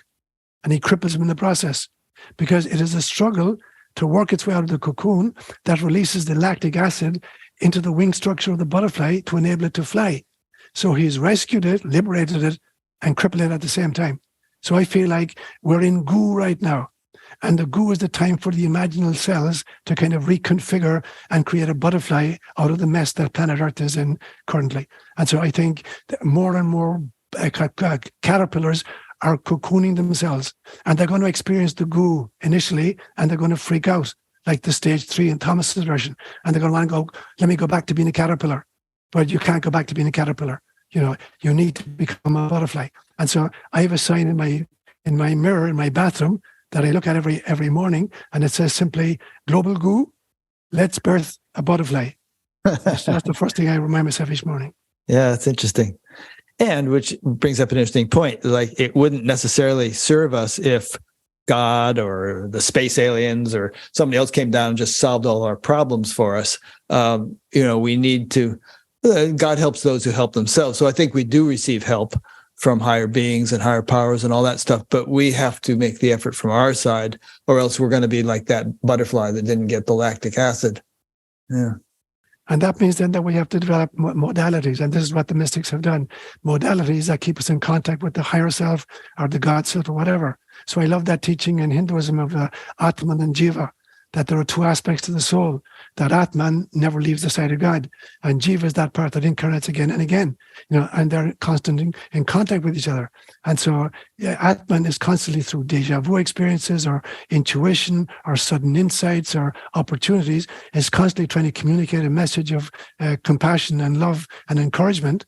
And we from our side can activate that connection through meditation or time spent in nature, or I think watching little children before the age of 6 particularly, they live in that imaginal realm, and it's real because they've just come recently from there, and we kind of pat them on the head and then send them off to school to educate them, or school them, and they lose this ability. Because I differentiate between fantasy and imagination. They're very, very different. Fantasy is the ability to make up stuff that's not real. That is not imagination. For me, imagination is the ability to volitionally shift my state of consciousness, enter into different dimensions, interact with energies and entities that reside in those other dimensions, cross-fertilize with them, and bring that learning back into this waking state, and then have it influence, my own life and the lives of those with whom I'm in relationship. So imagination is a hugely important aspect of the mystics' journey back to God. How can a person distinguish them, or how do you distinguish them? I distinguish them because imagination will always create love-based activities and responses. Fantasy will create the worst-case scenarios and the fears. If it results in fear and anger against any group, it's coming basically from my fantasy life. If it's allowing me to forgive even my enemies, to understand them at least, I may still need to confront them, but I need to kind of be able to forgive at the same time. So I believe there are 4 levels to compassion. I call them the 4 C's. The first level of compassion is confirmation. Attaboy, you're doing a great job. Keep it going. That's the first level of compassion. The second level is cooperation. We're members of on a team. Each of us has a different function. And so I have to fulfill my function and allow you to do your piece of it. So, cooperation is the second kind of compassion. The third part is compensation. Somebody drops the ball and I rush to pick it up. So there's not a kind of an interception, and the other guys get the ball. And so compensation for the mistakes of others is the third kind of compassion. And the fourth part is confrontation. Somebody is really screwing up. They're not playing their role. No matter how many times they're being kind of confronted with the evidence of their behavior, they still won't desist. At that stage, they have to be confronted. And all the avatars will do that. They'll confront people at some stage. And I have a rule for myself. I call it the 80-20 rule, that 80% of what I say is about esoteric, kind of encouragement to connect with source. And 20% is recognizing the darkness around and confronting it and calling it out. Yeah, that's good. And you could see Jesus doing that too. I mean, he gave all these inspiring, uplifting, sermons. And then on the other hand, he came and busted the money changers in the temple, or railed against the hypocrites and so on. Yeah. And you get all the great, you're going to get Mahatma Gandhi doing the same thing. Yep. You're going to get Nelson Mandela doing the same thing, Martin Luther King Jr. doing the same thing. There's a time when you have to confront, but it's always done out of love and compassion. Yeah. Okay, a couple of thoughts. One is your whole court case in your book, Setting God Free, was interesting. And, in a nutshell, you itemized in great detail all the atrocities that the God of the Israelites supposedly inflicted upon other people, millions of people killed or tortured or raped or enslaved and so on and so forth. And then the whole story of the Jews leaving Egypt and marching across the desert for 400 years or whatever it was, 40 years. 40 years. Yeah. And there's absolutely no archaeological evidence for that, for a couple million people living in the desert there. Obviously it didn't happen. And there's and you mentioned that religious scholars generally agree that neither did that happen, nor was there actually a person as represented by the figure Moses. He didn't exist. He was a fiction. And, but then the defense comes in and says, wait a minute, you're trying a guy God is on trial here. You're trying a guy who actually doesn't exist. All of this is just the projection of rather hung up primitive minds, human minds. And Anyway, I just summarized your book for you. You probably could have done it better, but but it's interesting because there are all these fundamentalists, biblical literalists who feel that every word is inerrant in the Bible and that we just have to absolutely. But there's so many absurdities and contradictions and impossibilities that it couldn't all be true as much as we might want it to be. Yes, exactly. And that's part of the defense, bringing in their own Bible scholar and bringing in mythologists, because the basic spiritual lesson of Moses is, I would say, maybe the greatest liberator who never lived, because he has been the inspiration for so many people in different religions, even to throw off the shackles of the tyrant and to set themselves free. And it was invented at a stage in actual, Hebrew history, where they're actually in exile in Babylon after the fall of Jerusalem in the year 589, through the Babylonians had captured Jerusalem and destroyed the temple. And the people have been in exile for between 589 BCE and 539 BC. And now the 10 northern tribes had been destroyed 130 years before by the Assyrians. So there's only 2 tribes left, and they're desperately trying to hold on to their identity as a people. And so they have to create this fictional character, this hero figure who can lead them out of a real exile to go back home, and they have to create a kind of a origin myths that allow them to kind of make sense of their history and make sense of their present circumstances and give them hope for the future. And the same thing is true of all the creation myths of all the peoples I've ever lived with. It's true for my own Celtic tradition. My own Celtic origin myths have the same kinds of characters, the Cuchulainn and the Fionn McCool characters, who are these great warriors. And we need that. We need to believe that there's been meaning to our history and that there's kind of a solution to our present problems and there's opportunities in the future. So we have to invent these stories. And they're fictional in the sense that they're not historically accurate, but they're vitally important insofar as they give us the energy to continue to wrestle with current circumstances. Did you ever read the books or look at the books of Tim Freke and Peter Gandy, who argued that Jesus himself didn't exist and that the Jesus story was just cobbled together from all kinds of other stories that repeat over and over again? Yeah, I did. And the evidence that they adduce it doesn't make sense to me. There's far more evidence for the existence of this historical character. Right. The arguments that they made they didn't hold water for me. Yeah. Okay. No problem. Just to zoom things out a little bit, if I ever encounter a fundamentalist, I haven't done that for a while, but I usually start talking astronomy with them, and discussing the number of galaxies that are in the universe, anywhere between 2 and 10 trillion, number of stars in a galaxy, the probability of life on, X percent of stars within each galaxy. And, the probability that there are trillions of advanced civilizations throughout the universe, each of which probably has numerous religions, each of which claims to be the only one. Yeah. The only valid one. I agree with you completely. I would just hope that if they're more advanced than us, they've outgrown this fundamentalist mindset and the realization that the source of all that is totally free, to kind of express itself in whatever way it wishes, in any dimension it wishes, on any planet it chooses, and that the universe is fraught with life of various kinds. Now, I'm fascinated by the work of, Nikolai Kardashev. No, I don't. Come across his work. He was a Russian astrophysicist who created this kind of typology of civilizations, and he posited 3 different types. Now, I think there's actually 5 different types.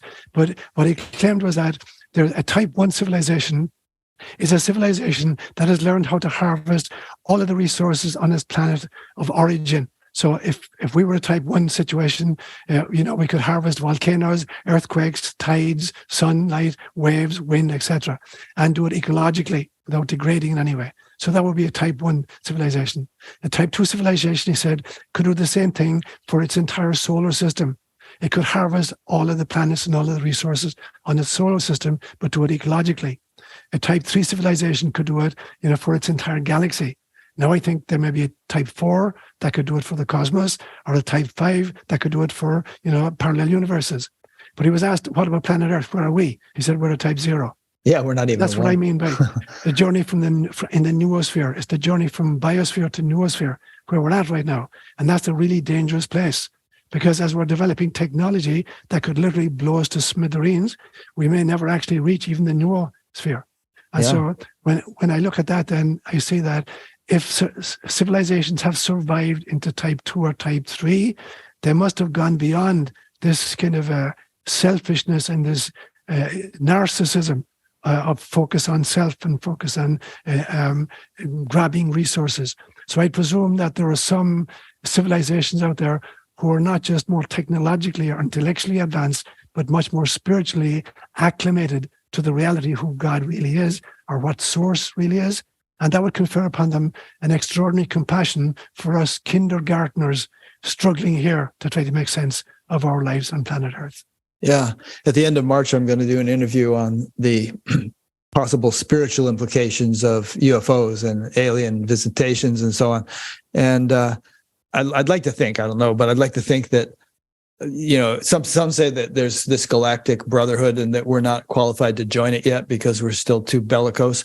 And hopefully, if you have gained the ability to travel to other stars, then you have already overcome your warlike nature, because otherwise you'd blow yourself to bits before acquiring that ability. Because if you had that ability, you'd also have the ability for much more powerful weapons if you still had that mindset. Yeah. Another thought that crossed my mind in the last few minutes that we were talking was maybe there are planets where everyone is at a very high level or at the same level. But if our planet is any example, there's a vast spectrum. You have ISIS on the one hand, and then you have saints and sages at the other end of the spectrum. And maybe it's always going to be that way any place. But hopefully there would be, places where the positive or the higher consciousness types are so predominant that is really the norm for that planet. Right. And I think as well, I agree with you. And I think as well that, as you evolve intellectually and technologically and spiritually, you have more and more resources available to you, but you also have greater and greater temptations available to you because of the powers you have. And so there's always this kind of tug of war between between free will and freedom, between doing stuff that pleases God as distinct from doing stuff that pleases me. So even the very highly advanced beings with extraordinary resources, have extraordinary temptations. And the story of, for instance, Satan being Lucifer, literally Lucifer means the light carrier, the light bearer. And that even at the highest levels, it is, theoretically possible, to make a choice for selfishness, which creates a division. So even if there are planets where the vast bulk of people are more advanced than we are, I suspect that very evolution itself, still, runs the risk of free will descending into selfishness. It's a very good point. I helped a few years ago. I helped to establish an organization called the Association for Spiritual Integrity. And the reason I and a few others were motivated to do that was that there are so many examples of contemporary spiritual teachers who really seem to have some kind of attainment, but in whose behavior that doesn't even meet the norm of an average person. They're abusing and misusing people in various ways and undermining the whole enterprise. So it illustrates your point, really. Yeah, absolutely.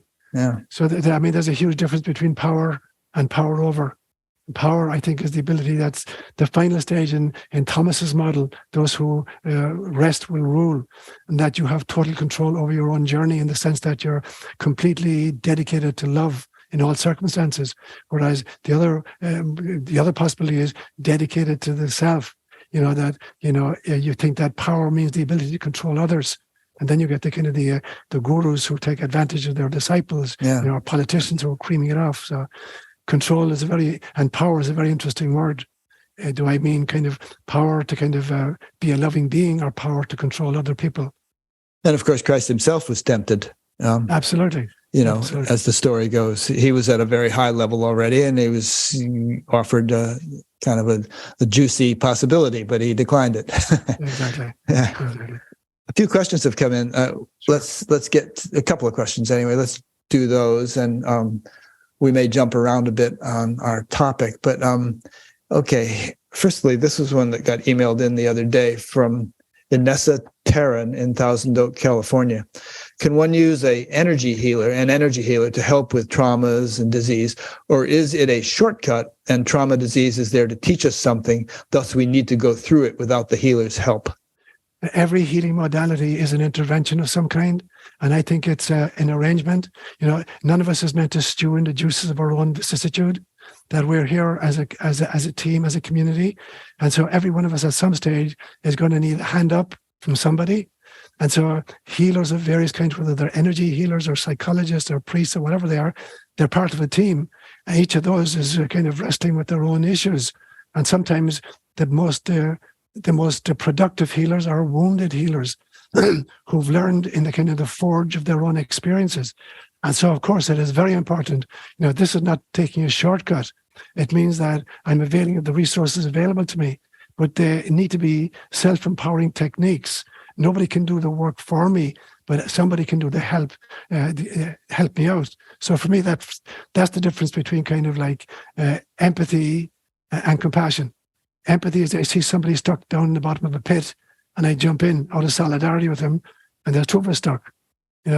Compassion is I see somebody stuck in a hole, and I let down a ladder, to kind of help him make his way out of it.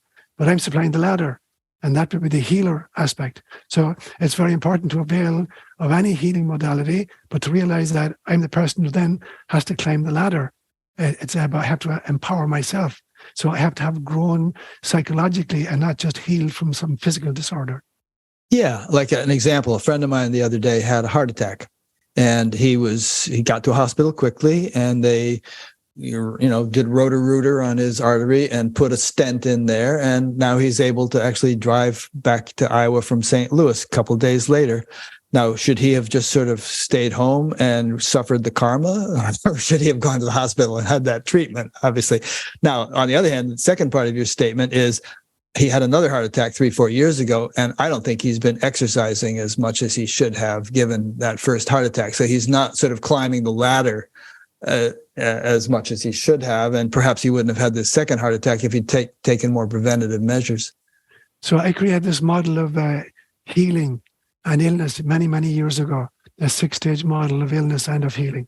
And so when I look at any kind of a disorder, whether it's physiological or psychological or sociological, the first factor is, genetic predisposition. So there are some groups of people who are more likely to get a particular kind of disease than another, or some families who are more prone to heart disease or cancers or whatever, or even within a single family, somebody who's more likely to get diabetes than another. So the first one is kind of genetic predisposition. The second factor for me is environment. So both the in utero environment and the kind of the living environment. The third factor for me is a personal lifestyle. Am I exercising? Am I eating properly? Am I sleeping enough? The fourth one is personal belief system. How much, do I believe I have control over the process, or am I going to rush off and look for a guy in a white coat, to heal me? The fifth one is, a karma, that there are some lessons, I've signed up to learn in a lifetime. And the sixth piece is the bodhisattva vow, that there are some people, who have worked off all their own personal karma. There's no need to come back, but they may take a vow to come back for the rest of us, to wake up the rest of us.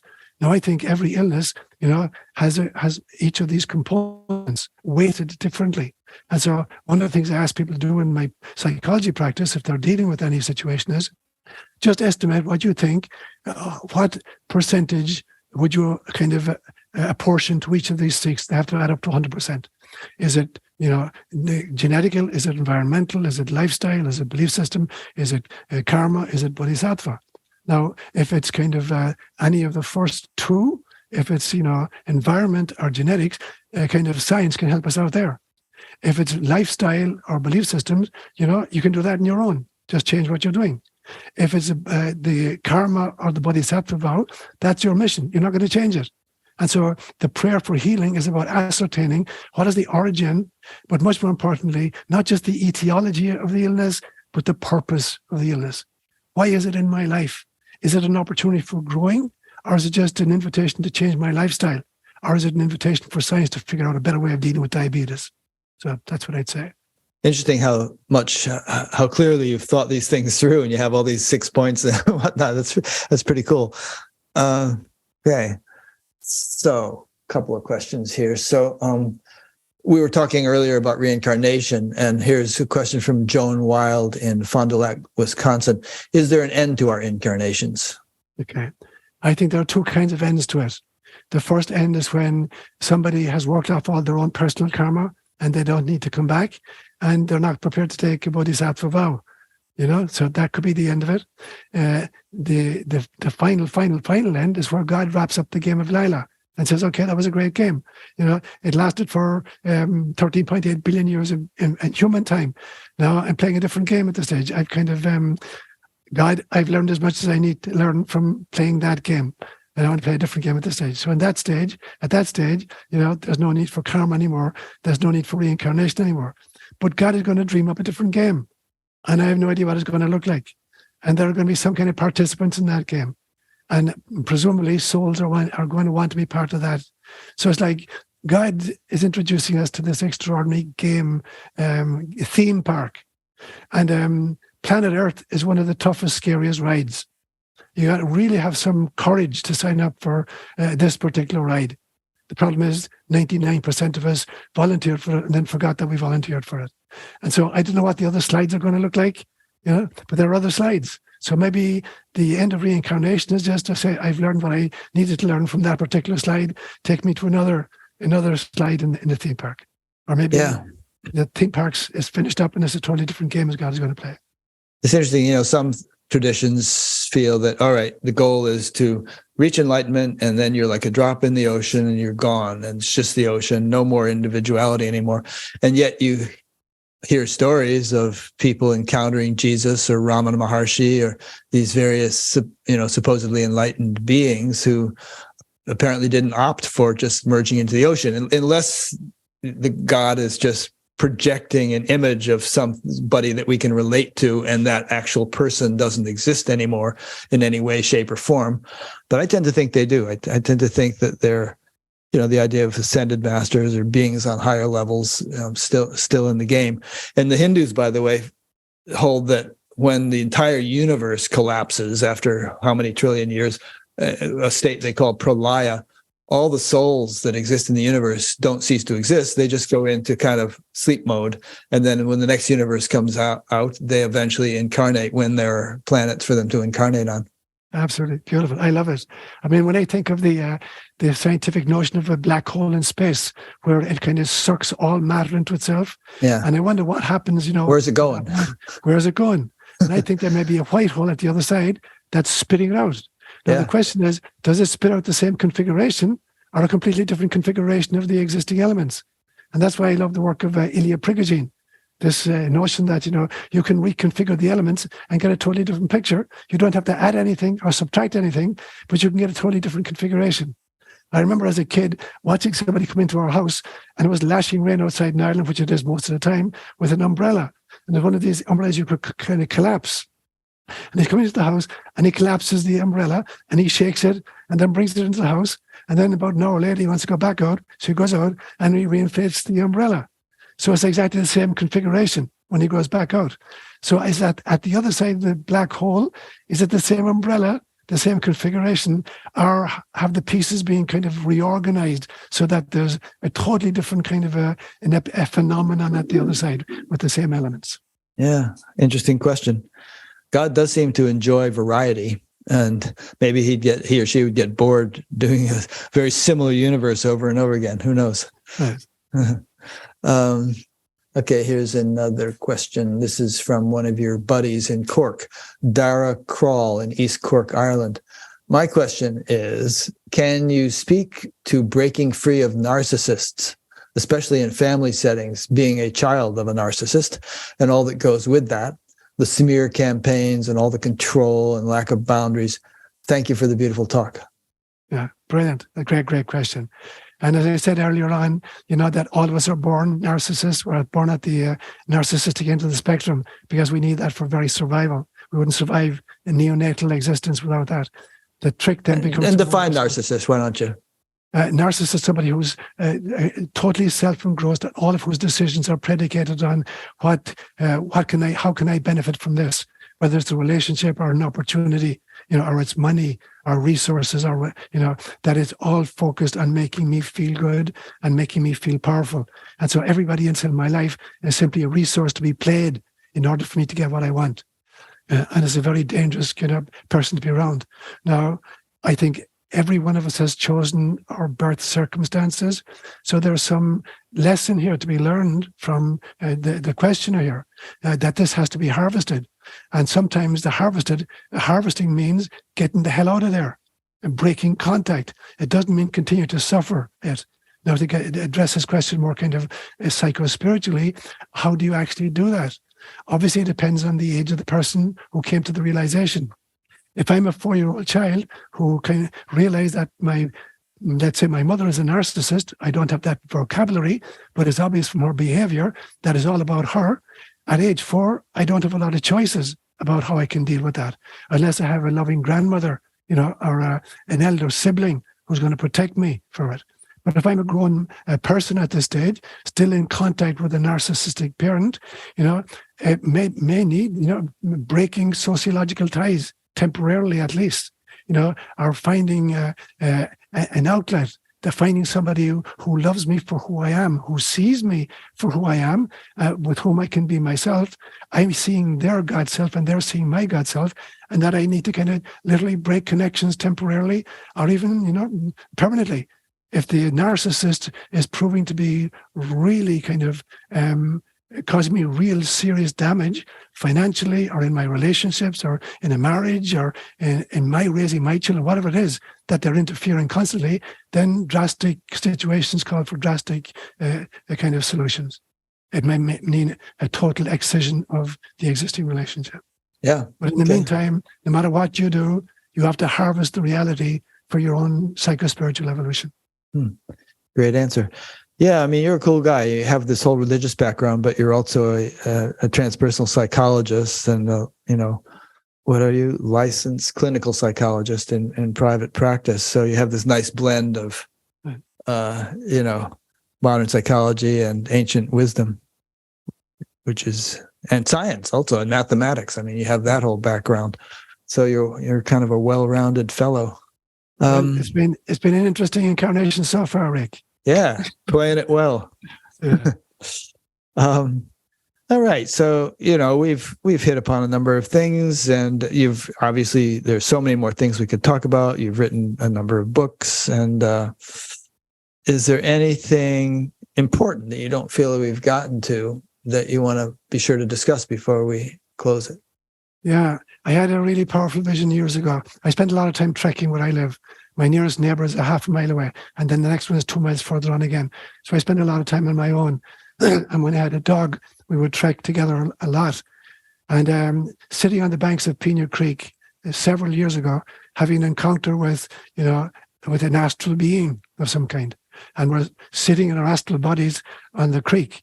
And he said to me, you realize that planet Earth is going through, he called it a trifurcation, as really as kind of Denisovans and Neanderthals kind of left the family tree that created Homo sapiens sapiens. The same thing's happening right now on your planet. You realize that? No, I missed the beginning of the story. So you had this experience, or you have a friend who had this encounter? No, I had this experience. You yourself, okay. And this astral being was like as clear as day, or absolutely. Like you could actually see a form and so on? Absolutely. Did it look like a human being, or what? Yeah, it looked kind of like it was more a light being. Kind of ethereal. Emanating this extraordinary wisdom. Okay, I just wanted to make sure that was clear. So please continue the story. Yeah. So what he said was, you're at a trifurcation point, not just a bifurcation point, but a trifurcation point. Homo sapiens sapiens right now is developing into what the first one he called Homo sociopathicus. People who are totally into greed and control. The second one is Homo artificialis, that they're trying to create a slave race that is hackable, and programmable, and will literally just be robots in their service. And the third one is Homo spiritualis, people who realize that they're God beings and are prepared to kind of confront Homo sociopathicus, to refuse to become Homo artificialis, and to grow into being Homo spiritualis. And so when you said a few minutes ago, Rick, that there's more and more people waking up on our planet right now, I totally agree. And I would call those people Homo spiritualis, that it's a new breed of people that are recognizing their own divinity and the inner divinity of everything with which we share the planet, including other human beings. And that we refuse kind of to be blue-pilled, that we refuse to kind of just become automatons with no control over our own future, our own destiny.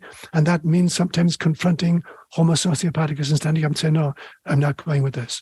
And so it becomes really important then that we have a vision that attracts us, and at the same time that we have the courage to confront that which is inimical to spirit. I had a dream a few nights ago. I seeded it, and I asked for a definition. I wanted to know the difference between sin and evil. And in my dream, a voice said this to me. It said, sin is the individual transgression of a culturally created precept, whereas evil is a cosmic conspiracy using human intermediaries to separate souls from source. And I can't think of a better an expression of what I mean by Homo sociopathicus, that the agenda literally is to separate souls from source. So sin is sort of like, forgive them, Father, they know not what they do, whereas evil is more like they know what they're doing and they're doing it anyway, right? Yes. Yeah. Yes, exactly. Huh. Yeah. Seems like there's a lot of overlap between the first two groups, the sociopaths and the artificial dudes. Yes. A lot of them are both of those qualities. Well, the sociopathicus is creating Homo artificialis. Yeah. Literally by the indoctrination campaigns and the loss of freedoms in various kinds, and the kind of the yes, sirs, whatever you tell me, I'll do that, sir. So that kind of mindset of fear-based obedience. That's Homo artificialis in its embryonic state. Now, some people would say that, well, these first two groups are very powerful. They're the ones with the weapons. They're the ones with the money.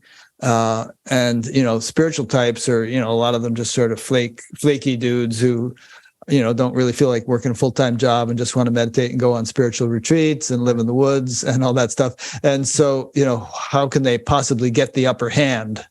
Okay. I think the way we get the upper hand is community is really important. Now, community is changing fairly radically.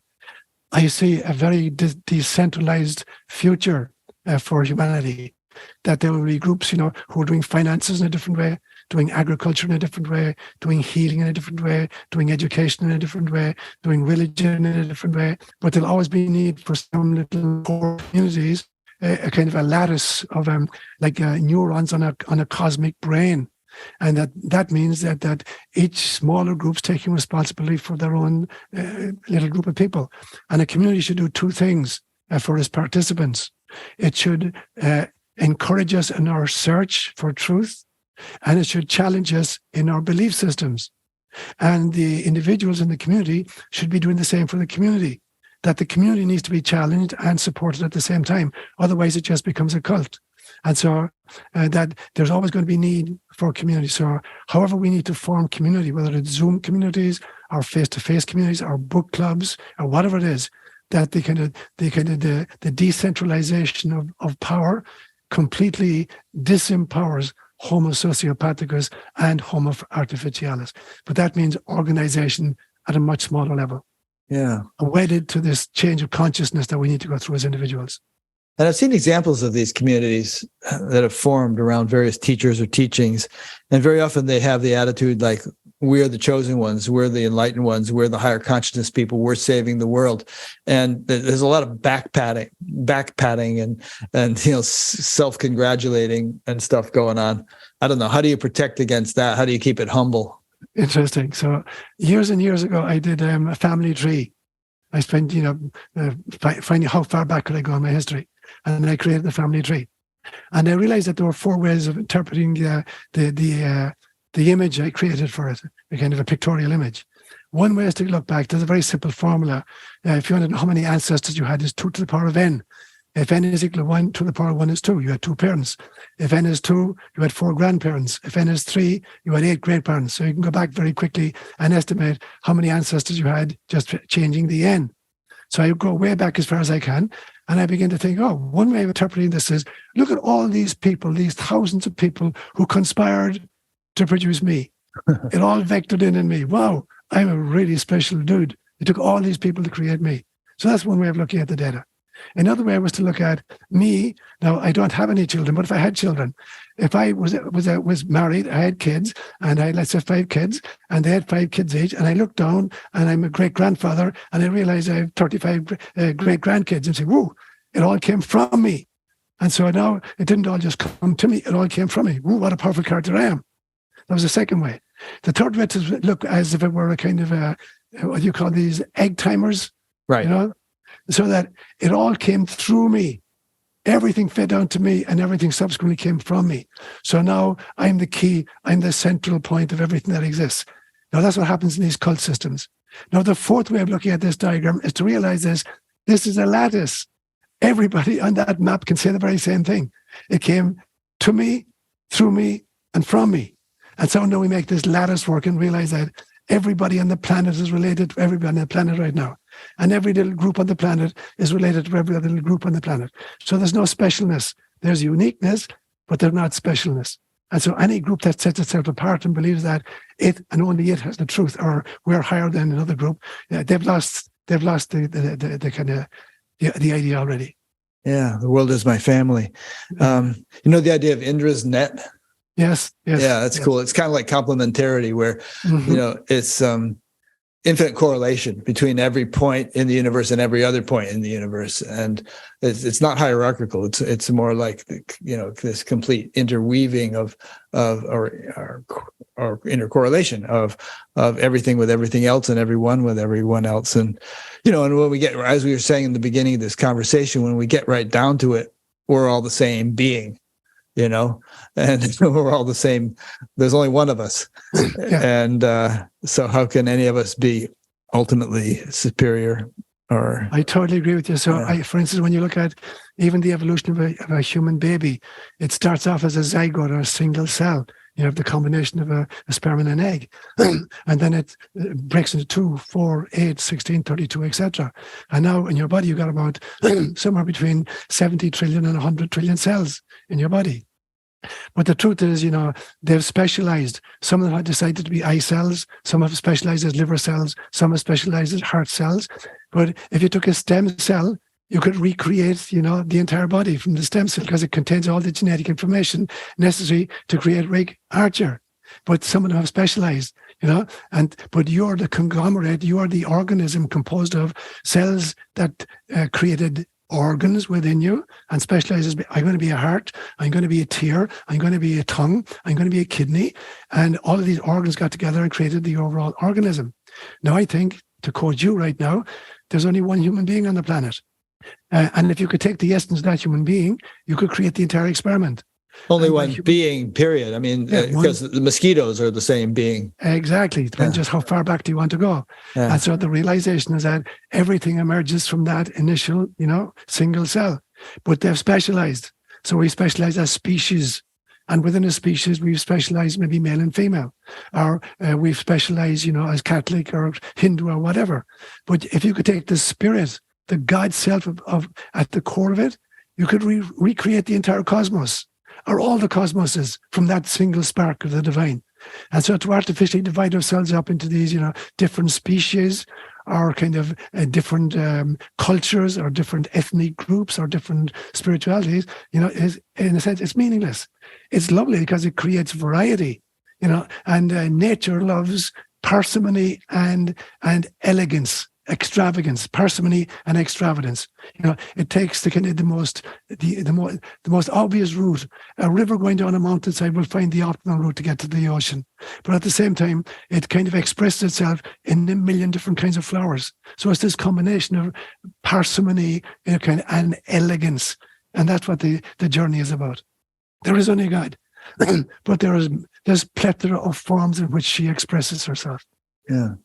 That's nice. I mean, so obviously an enlightened world wouldn't be, you know, all sameness, everybody the same in any respect. In fact, I mean, if you think of a rainforest, for instance, you know, there's much greater variety where there's more nutrients for plants to thrive in. And so I think in the same way, you'd have much more vivid differences and diversities and so on in an enlightened world. But unity would be weaving them all together, or would even be predominating.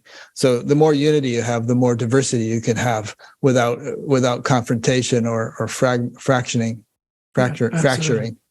Yeah, absolutely. Yeah. 100% agreement with you. Yeah.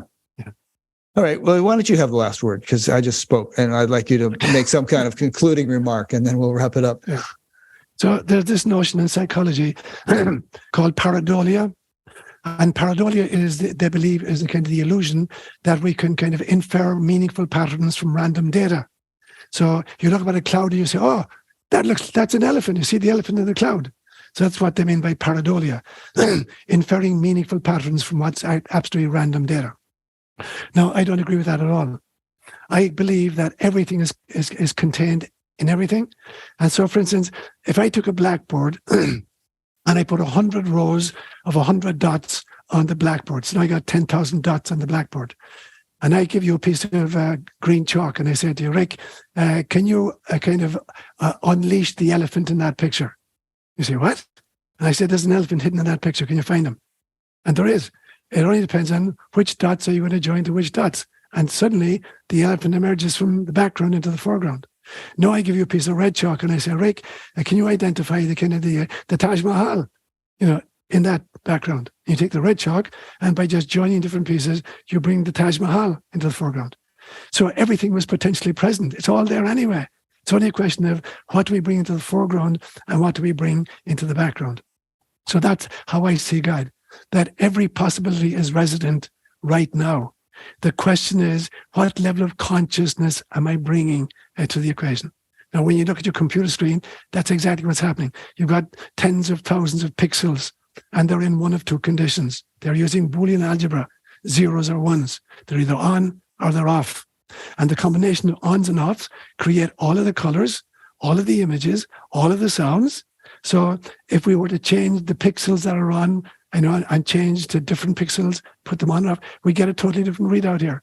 There'll be totally different vision, or a kind of a video, and a totally different audio, but they're all present right now. So this for me is entanglement theory at a cosmic level, that everything that exists is entangled in divinity, and only attention and intention decides what's foreground and what's background. Very nice. Okay. We'll let that stand as a closing statement. So thanks so much, Sean. I've really enjoyed spending this time with you and reading your excellent book. It's really fun to do what I do and meet people like you. Brilliant. Yeah. Namaste, Eric. Namaste. Next week, I'll be interviewing a woman named Emily Kajdotter or something like, I don't know if I'm pronouncing it correctly. She's in Sweden, and she has one of the most remarkable abilities of communicating with animals that I've ever seen or heard about. I interviewed a woman years ago named Anna Breitenbach, whom I'm going to interview her again this year, and hers was one of my most popular interviews. And I think this woman Emily will be very popular too.